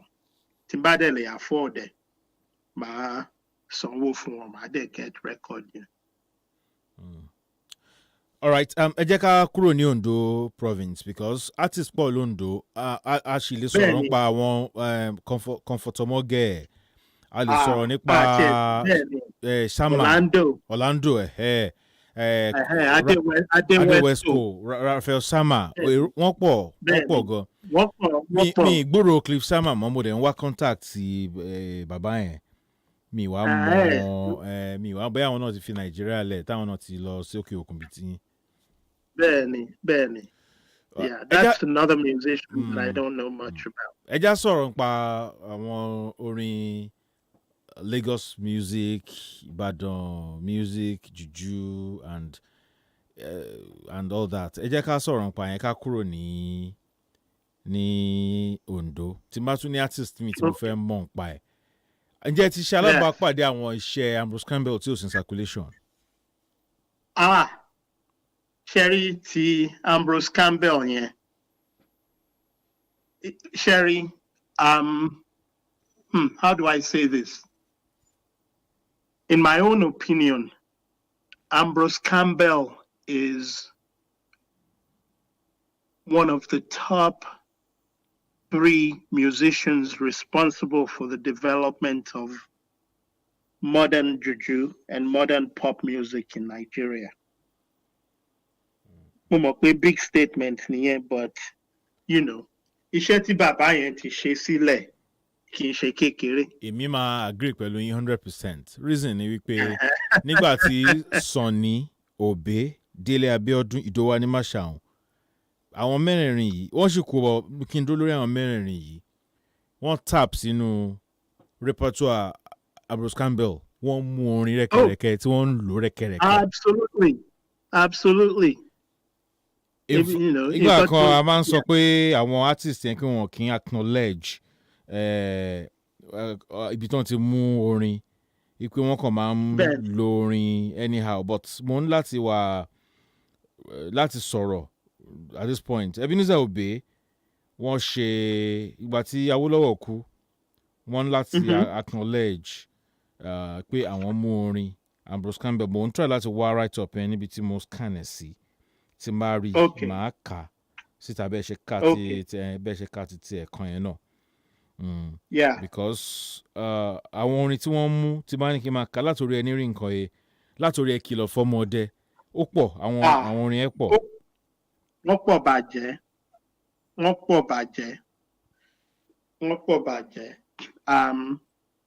know, wọ́n pọ̀ bàjẹ́. Ṣé rí bàbá Ambrose Campbell? It goes back as far as a band called the Kìtìẹ̀ lórúkọ wọ́n pe band yẹn. Àtàrí Àjànàkú. Bẹ́ẹ̀ ni wọ́n pè wọ́n ní Àtàrí Àjànàkú. Ṣé rí band yẹn? It has somebody named Tommy Motajo, Akanbi Baale, Ambrose Campbell, Abiodun I think Abiodun Oke. Abiodun Oke. Abiodun Oke is popularly is now the person we know as Brewster Hughes. Yes. Ṣé wọ́n ṣì wà ṣá? Bàbá ti lọ láti pẹ́, I'm sure pé bàbá. Brewster Hughes. Bí Ambrose náà lọ náà ṣe ń kọrin. Bẹ́ẹ̀ni, in fact, wọ́n wà ní same band. Àwọn náà wà ní Àtàrí Àjànàkú yẹn. Ṣẹ̀rí Àtàrí Àjànàkú kọ́ ni orúkọ band yẹn. Orúkọ band yẹn is the Jolly Boys Orchestra. Okay. Jolly Boys. Reason tí wọ́n ṣe ń pè wọ́n ní Àtàrí Àjànàkú ni pé Àtàrí Àjànàkú yẹn was their first really big hit. Ni Àtàrí Àjànàkú.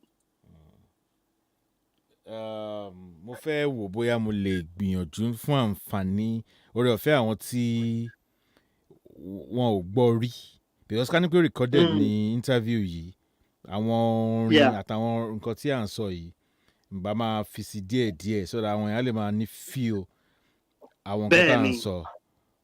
Bẹ́ẹ̀ni.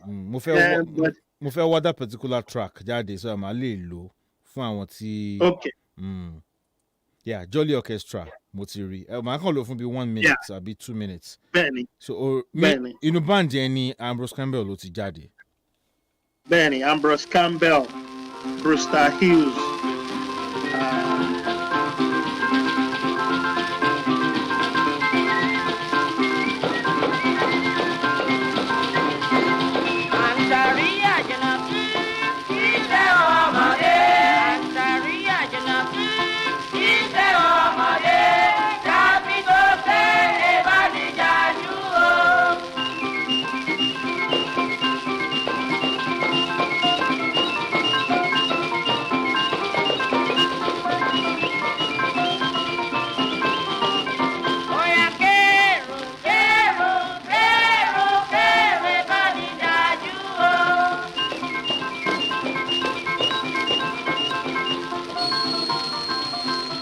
Òun náà nìyẹn.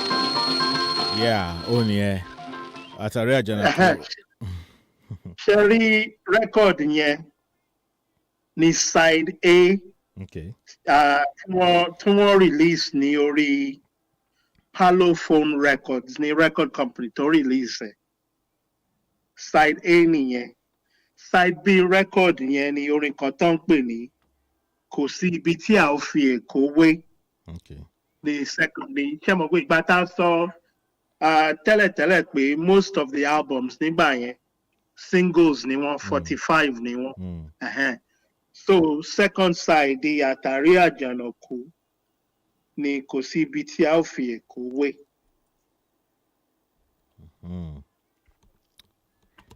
Kò má síbi tá a ò fi Èkó wé o ṣùgbọ́n báwọn ṣe máa kọ kò lè ó ti pẹ́. Because àwọn recordings early 50s ni wọ́n. Bẹ́ẹ̀ni, in fact, Jolly ṣẹ́rí tẹ́ bá ń gbọ́ Jolly Orchestra yẹn gbà mí yẹn máa wò pé ṣé Yorùbá làwọn people ni àbí torí Yorùbá wọn ò dàbí ẹ̀ pé ó wà bí ìjìnlẹ̀ Yorùbá. And the reason ni pé Jolly Orchestra wọ́n ní Yorùbá, wọ́n ní àwọn tó ń pè ní ṣẹ́mọ̀ àwọn tó ń pè ní crew. Ǹjẹ́ àwọn ará Sàró kọ́ yẹn? Bẹ́ẹ̀ ni àwọn ará Sàró yẹn nìyẹn. Sierra Leone. Wọ́n dẹ̀ tún ní mẹ́mbà kan tó ń pè ní Kofi Mando, ará Ghana, Ashanti ni wọ́n. So Jolly Orchestra yẹn, I think we really have to give them a lot of credit. For those of us tó yẹ pé a máa ń study music, a máa ń research music, tá bá go back, tá bá study Jolly Orchestra, wàá rí pé it was a band tó yẹ pé wọ́n take influence from everywhere, you know. And ìwọ tó bá jẹ́ band leader, tó bá wà open to taking influences from everywhere, you know, there's no telling where your sound might go. So kò wá surprising pé Fatai Rolling Dollar àti àwọn artist mi wọ́n tú orin náà kọ, wọ́n tú ṣe. Orin Àtàrí Àjànàkú yìí ó ní Rolling Dollar fi kí Awólọ́wọ̀ nígbà tí Awólọ́wọ̀ tó dé láti ẹ̀wọ̀n something. Orin pé Àtàrí bí ó ń gbà tó ń ṣe campaign kan mi ò rántí dáadáa. Ó ní Àtàrí Àjànàkú kì í ṣẹ̀rù ọmọdé, that is to say Awólọ́wọ̀ la wà ń bá lọ. Bó ń ṣe wá tún tẹ̀ ẹ̀kọ́ nìyẹn. Bó ṣe kọ́ nìyẹn, yeah. Baba Fatai is another one of my favorites. Rolling Dollar. Ní 1987 July, Omotayo Ken Sulaiman ó kọ ní Hello fans, what you are about to hear is not a dirge, rather immortality, a full-bodied music filling your home with soul-lifting songs of life. Though inspired by the glorious transition of elder statesman Chief Obafemi Awolowo, this sensational LP from Juju music maestro Ebenezer Obey is not your run-of-the-mill memorial, and this I'll say with all frankness, songs embodied herein are by no means funeral songs. They are, in fact, triumphant tunes. Now, songs of victory over death and over the storms of life. They are certain to fill you with a new joy and with a new hope. As the stylus picks the grooves, the melodies fill the air, strong, crisp, and buoyant. Every track breathes with the vigor of life. Only on side one of this record, Obey retouches an old Ambrose Campbell favorite, but trust the chief commander, the way he did that song, poetic. You will discover a fresh lyrical angle that reveals a rare mastery of poetic forms. So in a way, one acknowledge Ambrose Campbell. But one lórin Ambrose Campbell, Ebenezer Obey lórin Ambrose Campbell tó pọ̀, one lórin àràbà tó pọ̀, àwọn sàn ní lò, wọ́n lò tàràbà. Everybody lórin àwọn bàbá tó ti lọ yẹn, wọ́n lórin wọn gan. In fact, Ambrose Campbell àti Àyìndé Bákàrè, wọ́n tún lórin àwọn bàbá Àyìndé Bákàrè gan. Bẹ́ẹ̀ni, You know.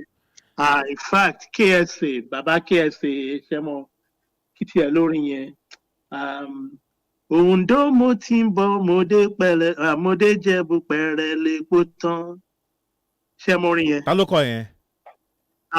KSA nìyẹn. Mi kò wá sí mi lọ́kàn sí. Mo ti gbà pé album mi, but mo ń try àti rántí orin yẹn. Okay. Orin tó kọ Victor Ọ̀dọ̀fin Bello Ọlọ́lá. Ebenezer Obey ni ẹ̀. Ebenezer Obey ni ẹ̀. Ṣé Obey ni ẹ̀ bẹ́ẹ̀ ni. Ti KSA yẹn. Ondo mo ti ń bọ̀, mo dé Jẹ̀bú pẹ̀rẹ̀ lépo tán, something like that. Okay. Orin yẹn, original version orin yẹn, Alùpùpù ni by Àyìndé Bákàrè. Okay. Alùpùpù mi bàjẹ́ ọ̀dọ̀ kìtàn mọ́tò. Yeah, so, you know, as I said earlier, the more answers we get, the more research we have to do. So, a máa ní láti we have to go back and music dùn gan. Music dùn gan. Now tell me about enjoy music the level kan. Èèyàn gbọ́dọ̀ mọ the story behind each songs. Ìtàn báyìí.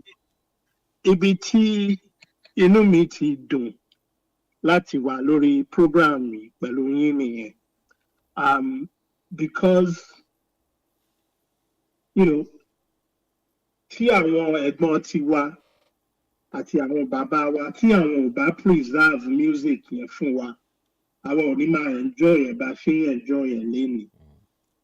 And it is very important for us to do the same for the next generation. Torí gbà yẹn àwọn bàbá wa àtàwọn ẹ̀gbọ́n wa wọ́n rò pé a kì í gbọ́ àwọn traditional music yẹn pé orin súkè ntàfà súfè ntàkà or whatever. Ṣé túmọ̀ ẹ máa ń gbọ́ àwọn orin ìbílẹ̀ tí ò kí ní tó jẹ́ bí àpàlà pancake wákà àti bẹ́ẹ̀ bẹ́ẹ̀ lọ. Mo ń gbọ́ gbogbo ẹ̀ àtàpàlà ni o àti sákàrà ni o àti àgídìgbò ni o àti dùndú àti ṣẹ̀kẹ̀rẹ̀ ni o gbogbo ẹ̀ music ni gbogbo ẹ̀.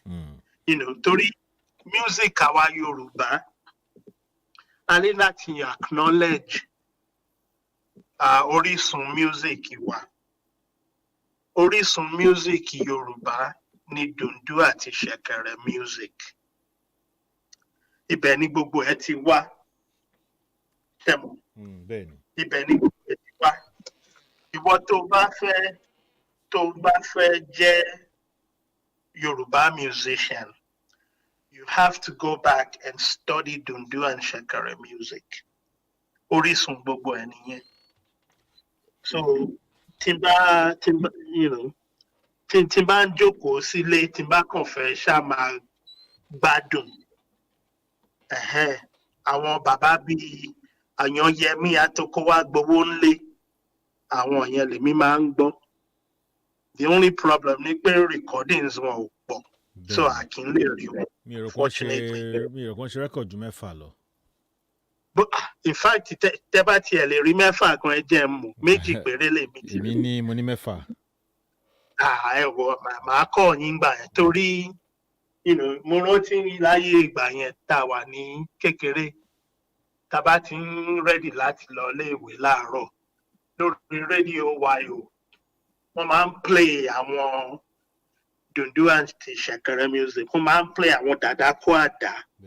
Wọ́n máa ń play gbogbo. So even though àwa fẹ́ máa ṣe bí a fẹ́ máa ṣe akọ bí ẹni pé kì í gbọ́ ọbẹ̀ ní kó local. A kì í gbọ́ pé àwa big city boy.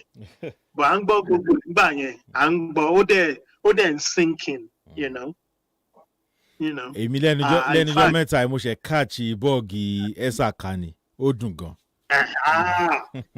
Sanusi Aka. Bẹ́ẹ̀ ni àwọn bàbá nù. Ẹ jẹ́ kí n wo àwọn messages tó wà níbí báyìí. Màá ṣí phone line one lẹ́sìn. Àwọn èèyàn lè fẹ́ béèrè questions àbí nǹkan kan. Lórí Facebook ẹ jẹ́ kí n wò ó. Okay. Malu Entertainment wọ́n kí yín wọ́n ní wow kudos. SOA Ọlárìbígbé wọ́n ní great to hear the voice of Reverend Ṣọlá Mápàdérùn. Àwọn èèyàn wà nìyẹn. Bẹ́ẹ̀ni. Ẹ̀yin music enthusiast ní gbogbo set yín yẹn. Ẹ̀yin mo ń là látara yín anyway. Bẹ́ẹ̀ni. Ẹ ṣe rí ibi tó ti dá nìyẹn ká máa bára wa ṣe. Bẹ́ẹ̀ni. Dada Adebayo Mohammed, one in fact, kudos must be given to Bale Dele Adeyanju for bringing to our memories the likes of Babab Raimo, Suberu Ni, Ambrose Campbell, Theophilus Iwalukun that ruled the airwaves in the 50s to the 60s in Juju, high life genres. I'm somehow swollen-headed hearing about them this night.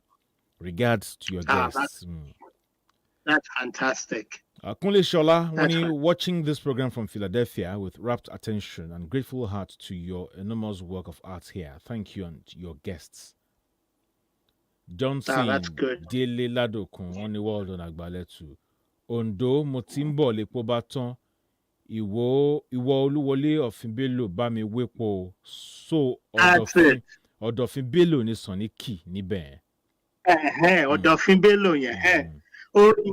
Orin yẹn tí bàbá Sunny fi kì wọ́n yẹn. Àyìndé Bákàrè ni originator orin yẹn. Okay.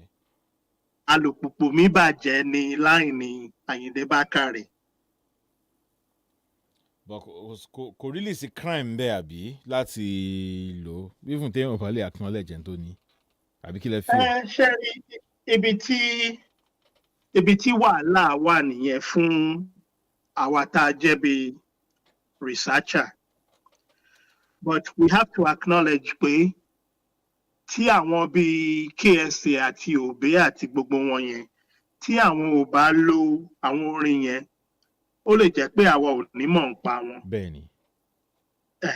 So kò sí wàhálà as much nítorí ultimately wọ́n lo àwọn orin yẹn then àwọn orin yẹn wọ́n jẹ́ kí àwa lọ wá ìdí ibi táwọn orin yẹn ti wá. Bẹ́ẹ̀ náà ló ń ṣẹlẹ̀ nínú Fuji àìmọye orin láti ọ̀dọ̀ Ẹ̀sàká sí ọ̀dọ̀ Barrister láti ọ̀dọ̀ Adéwálé Àyùbá láti ọ̀dọ̀ Yusuf Ọlátúnjí Ẹ̀sàká Kẹ̀lání bẹ́ẹ̀ lọ. But it's all over. Ṣebí ní about 5 years ago níbi bọ̀bọ̀ kan tó ń pè ní Robin Thicke àti kí lorúkọ bọ̀bọ̀ ìmọ̀dẹ̀ ń rójú ẹ̀ sí Pharrell Williams àti Robin Thicke. Okay. Wọ́n fún wọn ní injunction pé wọ́n ní láti san $5 to $7 million to the family of Marvin Gaye torí wọ́n ṣe orin kan tó ń pè ní àgbátidé ó ti gbàgbé ní blurred lines ni wọ́n ń pè lórin yẹn. Marvin Gaye ló ní orin náà originally. Blood lines yẹn tẹ́ bá listen sí blood lines yẹn it's almost. In fact, they ripped off Got to Give It Up by Marvin Gaye. So our family at the record company, Marvin Gaye was sue one day jare one. So they now have to pay between $5 and $7 million to Marvin Gaye's family. Ti DELE WMB. Ṣé mo pa wo ní ìgbà tí àwọn musicians wá bẹ̀rẹ̀ láyé ìjọ́sí ní formal structure, ní copyright. And ṣé ẹ mọ̀ pé èdè Yorùbá also wà very malleable. Ṣé ẹ mọ̀ pé, èdè yẹn, it lends itself to interpretation.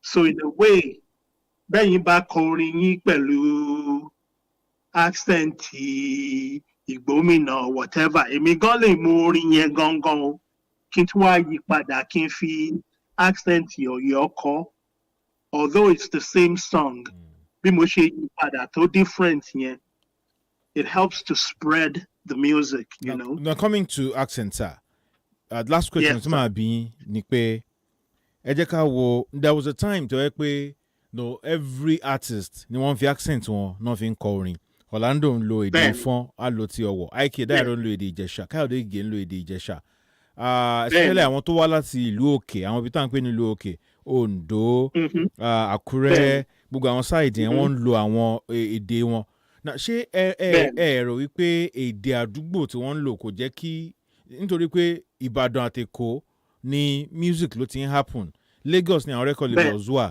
ṣé ẹ fi ipò ó limit exposure wọn sí àwọn tó lè sọ èdè wọn àbí àwọn tó gbọ́ èdè wọn tó dẹ̀ affect wọn àti long run tí ìdìsín tó fi jẹ́ pé music àwọn kan ó kàn wà ní ó wà sectionalized bákan pé àwọn section báyìí ló ní style of music báyìí àbí àwọn section báyìí ló ní irú jùjú báyìí nítorí èdè tí wọ́n fi kọ́.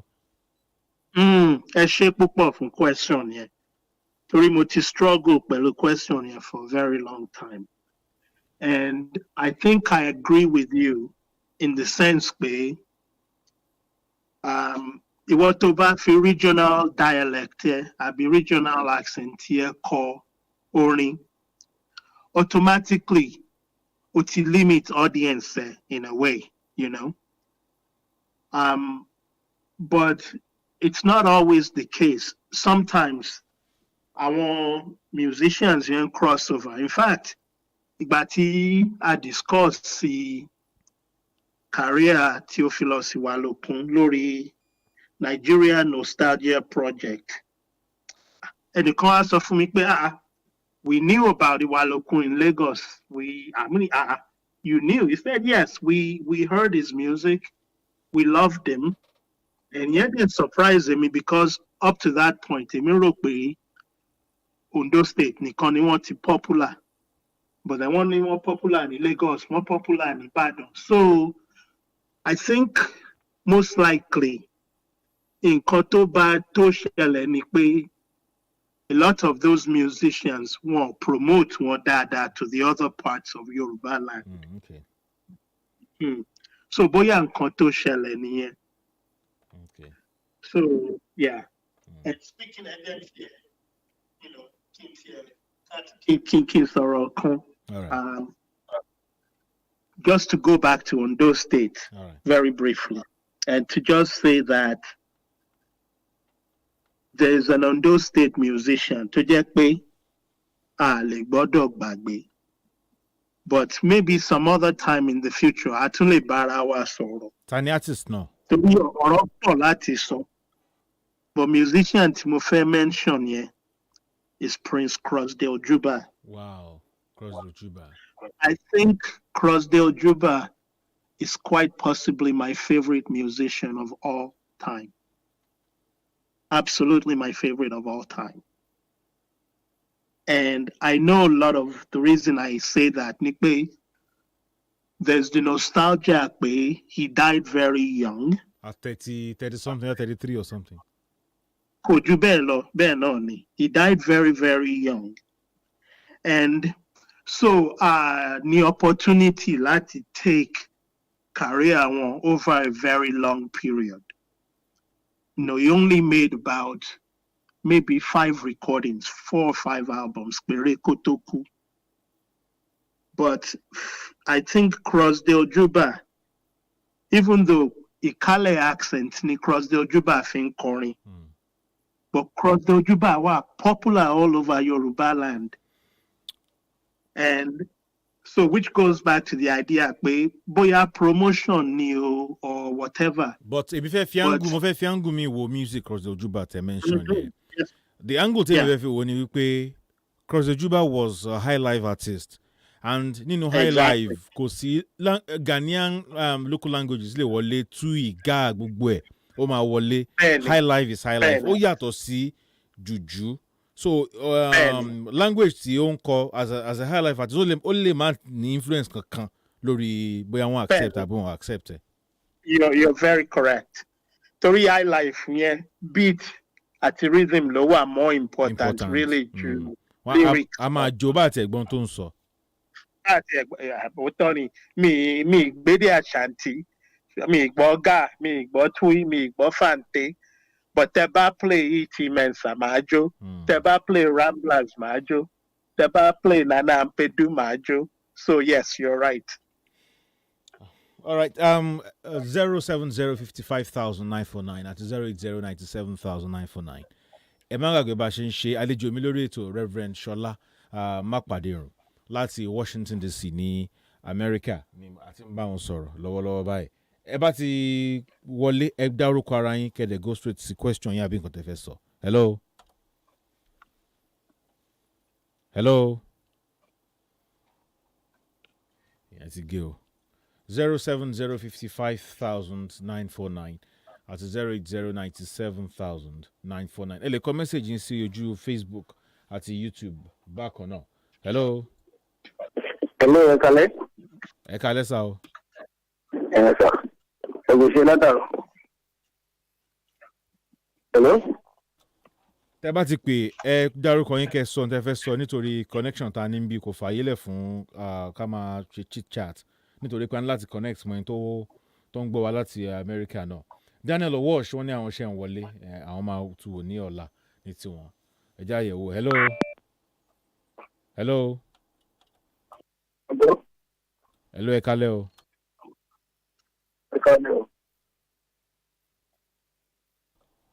bóyá ká fi fóònù lẹ̀ ó dà pé àwọn yóò get phone connection ẹ̀. ẹ jẹ́ kí n yọ̀ǹda yín sà. Ẹ ṣeun gan ni tí ẹ fún mi ní ààyè torí mo mọ̀ wípé mi eléyìí wà níjà ṣe mọ́ torí màmá kàn sí yín lóòrèkóòrè pàápàá anytime tí máa ní tí mo fẹ́ béèrè. bẹ́ẹ̀ni and èmi náà dẹ̀ tún máa kàn sí yín torí bí mo ṣe gbogbo music tí mo ní yẹn it's very important láti share it. All right, sir. You know. Yes, sir. Bẹ́ẹ̀ni. Ẹ ṣé gan sir. Thank you so much for your time. Thank you very, very much. Ẹ bá wa kí àwọn ará ilé o. Wọ́n á gbọ́ sir. All right then. Yes, sir. Thank you. Bye.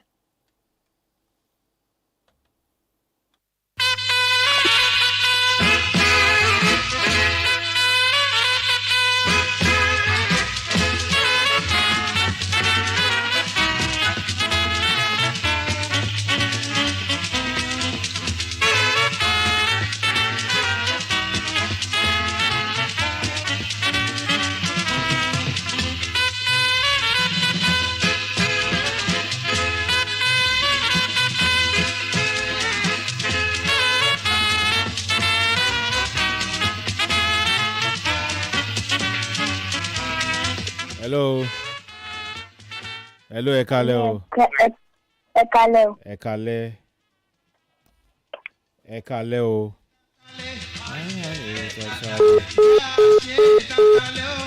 E.T. Mensa. Tatale.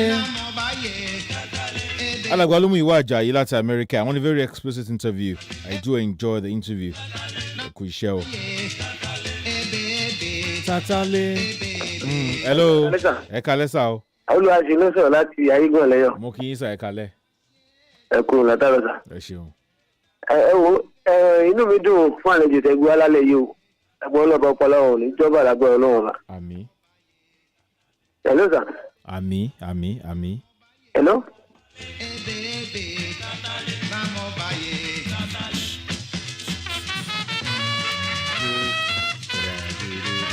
Hello.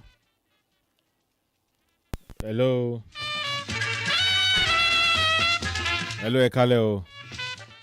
Hello, ẹ kálẹ́. Ẹ kálẹ́ sà. Ẹ sà, orúkọ mi ní Adéfọlárun láti Òdìnjú. All right, sir. Pẹ́sàn tí n bá béèrè lọ́wọ́ bàbá yẹn ni pé ìyàwó wọn tí ó ní tí ó lọ sí Australia tó lóyún tó bá padà dé.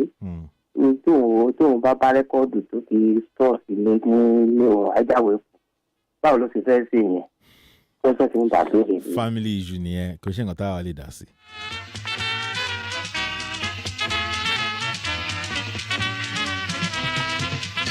Hello.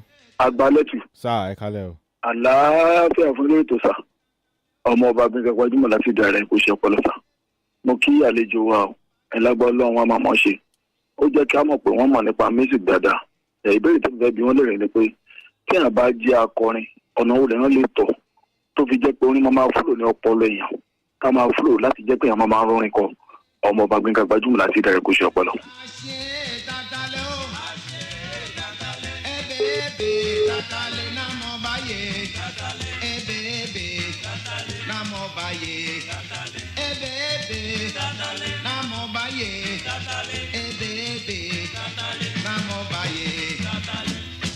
Hello. Ẹ kálẹ́ sà. Hello, ẹ kálẹ́. Yeah. Mr. Tunjilanso, that's the world. Okay. Mo gbọ́ ìtàmì ìṣẹ̀ṣẹ̀ pẹ̀lú lápàdé wọn. Wọ́n ní ọ̀dọ́ dàbí village ọ̀ṣọ́ pé ọ̀dọ́ òun náà kàlẹ́ wá bí village náà ti village. Ṣọ́ọ̀bù òǹdó lẹ́yìn. Mo kàn fẹ́ yes àwọn ọ̀dọ́ ma. Ẹ pẹ̀lẹ́.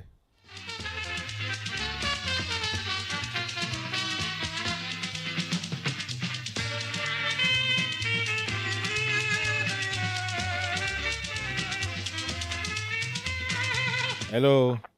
Ẹ kálẹ́. Ẹ kálẹ́. Ẹ kú àtàárọ̀ ẹ kú ètò. Ẹ ṣeun. ọlọ́mọkùnrin lọ abilékọ akóredé dásọ́lá látàgò olóńdè ẹ̀kú àlejò orí yín ò ní dàrú àmì akínkú sẹ́ni. ẹ ṣeun hello ẹ kalẹ́ o. ẹ kalẹ́. ẹ kalẹ́. ẹ kalẹ́ o. ẹ kalẹ́ sà. Àlàmú ló ń sọ̀rọ̀ láti Odinjo. all right sir. Mo fẹ́ béèrè nǹkan sọ jẹ́ mọ̀ nípa ìyára lábàárò ọkùnrin Ìbàdàn kan tó kọrin yẹn. bẹ́ẹ̀ ni mò ń gbọ́ yín. ṣé mo lè rí àwo yẹn lọ́dọ̀ yín? Tẹ bá pè mí gbé á lọ́la a lè wo nǹkan tá a máa ṣe sà. ọ̀dà kò burú inú mi á dùn gan-an ni. all right sir. ẹ ṣé. ẹ ṣeun sà. Ọlálékan Olóròdé ni ẹ̀ ń gbìyànjú àti sọ. alàgbà Ṣọlá pàdé wọn ní àwàdà ni àwọn fi kọ́mẹ̀ntì ẹ̀ ṣe o pé ìyàwó àwọn mọ̀ pé music yẹn ni number one. She knew what she was getting into. Hello. Hello. Hello sir. Ẹ kálẹ́ sà. Ẹ kálẹ́ o. Ẹlú àṣẹ náà ló sọ̀rọ̀ láti Ayégbọ̀n lẹ́yìn. all right sir. Ẹ súnmẹ́yìn bí rédíò yín. Ẹ súnmẹ́yìn bí rédíò yín sà. Mo ti lú ẹ̀. Hello, ṣé ẹ gbọ́ mi sà? Bẹ́ẹ̀ ni sà. Ṣé rí ọ̀rọ̀ Ambrose Campbell tí bàbá yẹn sọ lẹ́ẹ̀kan àti tẹ́yìn náà sọ nípa àbá? Lóòótọ́ mi ò gbọ́njúmọ̀ wọn, mo máa ń gbọ́ lẹ́nu bàbá mi nì. Bọ́ọ̀rọ̀ bàbá yẹn ó máa ń yà mí lẹ́yìn nítorí pé kò tó jẹ́ tí mo gbóòrin wọn tí ìwé òkè ń dùn. Ṣé ẹ gbọ́ mi sà? Ẹ tètè make point yín sà. Ẹ tètè make point yín. Ìrẹ́gbẹ̀rún náà wà. Ṣé rí nǹkan lórí ọ̀rọ̀ bàbá Ambrose Campbell yẹn? Ẹ jẹ́ ká mọ̀ nípa wọn dáadáa. Torí mi ò bìlíìfù kan pé Yorùbá ni wọ́n tẹ́lẹ̀. Ọlọ́run wọn. All right. Ẹ ṣe gan. Wọ́n wà òkè dáadáa. Ẹ ṣe gan. Hello. Hello, ẹ kálẹ́. Ẹ kálẹ́. Ibrahim ló sọ̀rọ̀ láti Mọ́kọ́. All right, Ibrahim láti Mọ́kọ́lá. Ẹ kú ètò sà. Ẹ ṣeun sà. Ọ̀rọ̀ tí ẹni ẹ bèèrè lọ́wọ́ ilẹ̀ kan tí wọ́n sọ pé nípa Oǹdó òṣì Oǹdó yẹn. Nǹkan tí àlejò yín sọ ni pé nígbà táwọn wà ní kékeré ẹni ò lè sìn sí wọn ni. Kò tẹ ìyẹn o ti ẹ ń ṣe tó yẹ ká máa gbàgbé ní gbàgbà ọtí a lè fi Èkó a lè fi Oǹdó wé Ìbàdàn a lè fi Ìbàdàn wé Èkó so kò tẹ sọ̀rọ̀ bẹ́ẹ̀ rárá gbogbo ala níbi tá a ti wá. Àwọn náà tí wọ́n ń sọ̀rọ̀ nípa Oǹdó ìyẹn alàgbà Ṣọlá pàdé run àwọn náà ní link pẹ̀lú Oǹdó so èèyàn ò lè ná ẹni tó bá ń fi ọwọ́ òsì júwe lè bà bẹ́ẹ̀ ó ní nǹkan tí ó wà so ikú wọn sọ pé ìlú Oǹdó jẹ́ ìlú ó kéré even kan pè lábúlé gan ará Oǹdó náà ṣe wà pàlà àwọn náà so kò tó nǹkan téèyàn ń gbà Ọ̀yọ́ lèmi ti wá mo dẹ̀ mọ̀ pé ìlú ńlá ni Ọ̀yọ́ ẹni tó bá dẹ̀ pé ní village náà ni tó bá dẹ̀ pé ní ìlú ńlá kò má tà àwa tá a jáde ńbẹ̀ ló ṣe pàtàkì. Ara àwọn orin Ambrose Campbell rèé tí Sunny Adé lò. Kíni ń bá ro fún bàbá, kíni ń bá ro fún yèyé, kíni ń bá ro màmá, kíni ń bá ro, kíni ń bá ro, kíni ń bá ro Kelebeno ni wọ́n pè tí wọn. Mi wá mọ èdè ìlú tó jẹ́.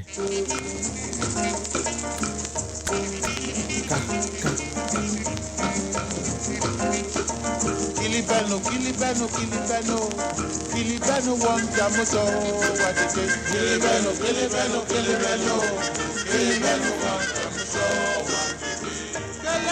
Kelebeno wọn jamuso wadike. Kelebeno wọn jamuso wadike. Oh, ló ṣe wọlé o. Òdìjà jẹ́ ní kúkánná ní Araba. Araba jẹ́ ní kúkánná ní Òdìjà. Òdìjà jẹ́ ní kúkánná ní Araba. Ewé ìfẹ́ kòlókòló wà wá tètè. Ewé ìfẹ́ kòlókòló wà wá tètè. Ó yá rewéréwéré o bàbá. Ìfẹ́ kòlókòló wà tètè. Ewé ìfẹ́ kòlókòló wà wá tètè. Wélékéńdé ó wà kọ́ńkó. Wélékéńdé ó wà kọ́ńkó. Lọ́mí nílé ń tàn ó wà kọ́ńkó. Wélékéńdé ó wà kọ́ńkó. Mi ò gba kọ́ọ̀lù kankan mọ́ o ẹ má bínú ṣùgbọ́n màá yọ̀ǹda nọ́mbà tèmi gangan kí n tó fi ètò lẹ̀ so that ẹ lè bá mi sọ̀rọ̀ lẹ́yìn ètò. Ìkan lára àwọn orin Ambrose Campbell tí àwọn àgbààgbà nínú olórin tí àwọn náà tún kọ ẹ jẹ́ sáré bá olóyè Ṣẹ́gun Òjó sọ̀rọ̀ náà. Olóyè Ṣẹ́gun Òjó, ẹ káalẹ́ sà. Yes sir. Ṣé ẹ rí program alẹ́ yìí? Téèyàn bá mísẹ̀, bó bá gbọ́ afẹ́ dákú. Òótọ́ ni. Ṣé wá rí bàbá àwọn Y Warrior Orchestra yẹn? Bẹ́ẹ̀ni sà. 1958 mo ti kọ́kọ́ mọ̀ wọ́n. 58. Wọn kì í pọ̀ lórí stage o. Nígbà yẹn wọn ò ju bíi mẹ́ta àbí mẹ́rin lọ. Hello. À ń gbọ́ yín sà. Wọn ò ju bíi mẹ́ta àbí mẹ́rin lọ. In fact, àwọn J.O. Yeshiku àti Mr. Kotel Nikoi tó play mandolin. Mo rò pé nínú kíní Baba Ambrose gan Kotel Nikoi bá wọn play mandolin níbẹ̀. So he was a member of that band too. Kotel Nikoi yẹn secretary bàbá mi gan ní UI ní finance department ní UI. Títí bàbá fi kú. Ní àsìkò sà. Ní àsìkò rárá. It's so good bringing Mapadirun. And you still need to bring him more. All right, sir. You need to bring him more because he has so many things to tell us. All right, sir. Ẹ ṣeun gan sir. Ẹ kú iṣẹ́ o. Onítèmi o, kò sóṣì, superstar. Onítèmi ọmọ olóye, superstar. Alagbasola Makwade wọ́n fi message kan ránṣẹ́ nísìn. One to your question, what I meant was that Ondo is a big town that feels like a village because of how cozy, familiar, and friendly it is. Not that Ondo is a village. It's that Ondo's sensibilities are different from big towns like Ibadan, Lagos.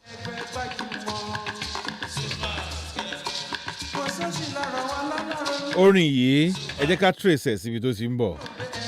Bájúmọ́ super skelele ọ̀dọ̀ Ambrose Campbell la máa trace ẹ̀ sí.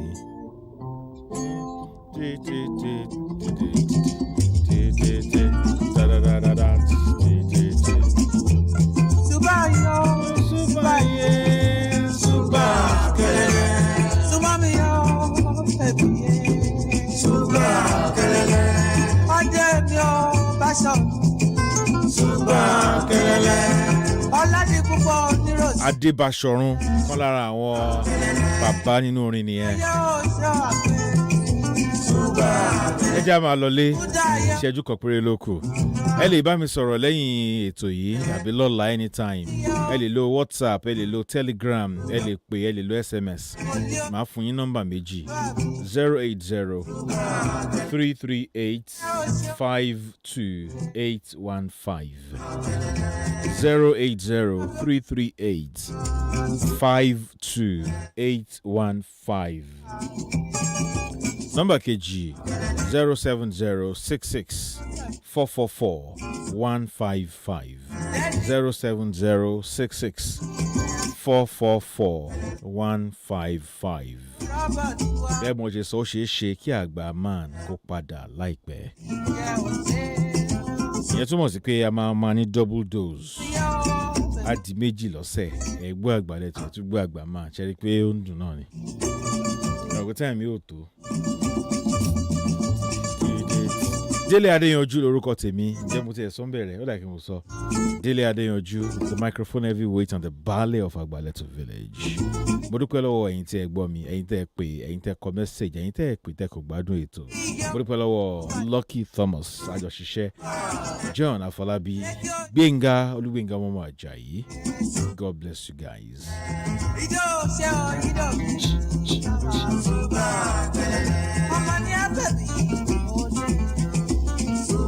Lójú òpó YouTube, messages tó wà ń bẹ̀, Raji Yusuf, wọ́n ní àwọn ń wò wá láti Ọ̀yọ́, you are too much.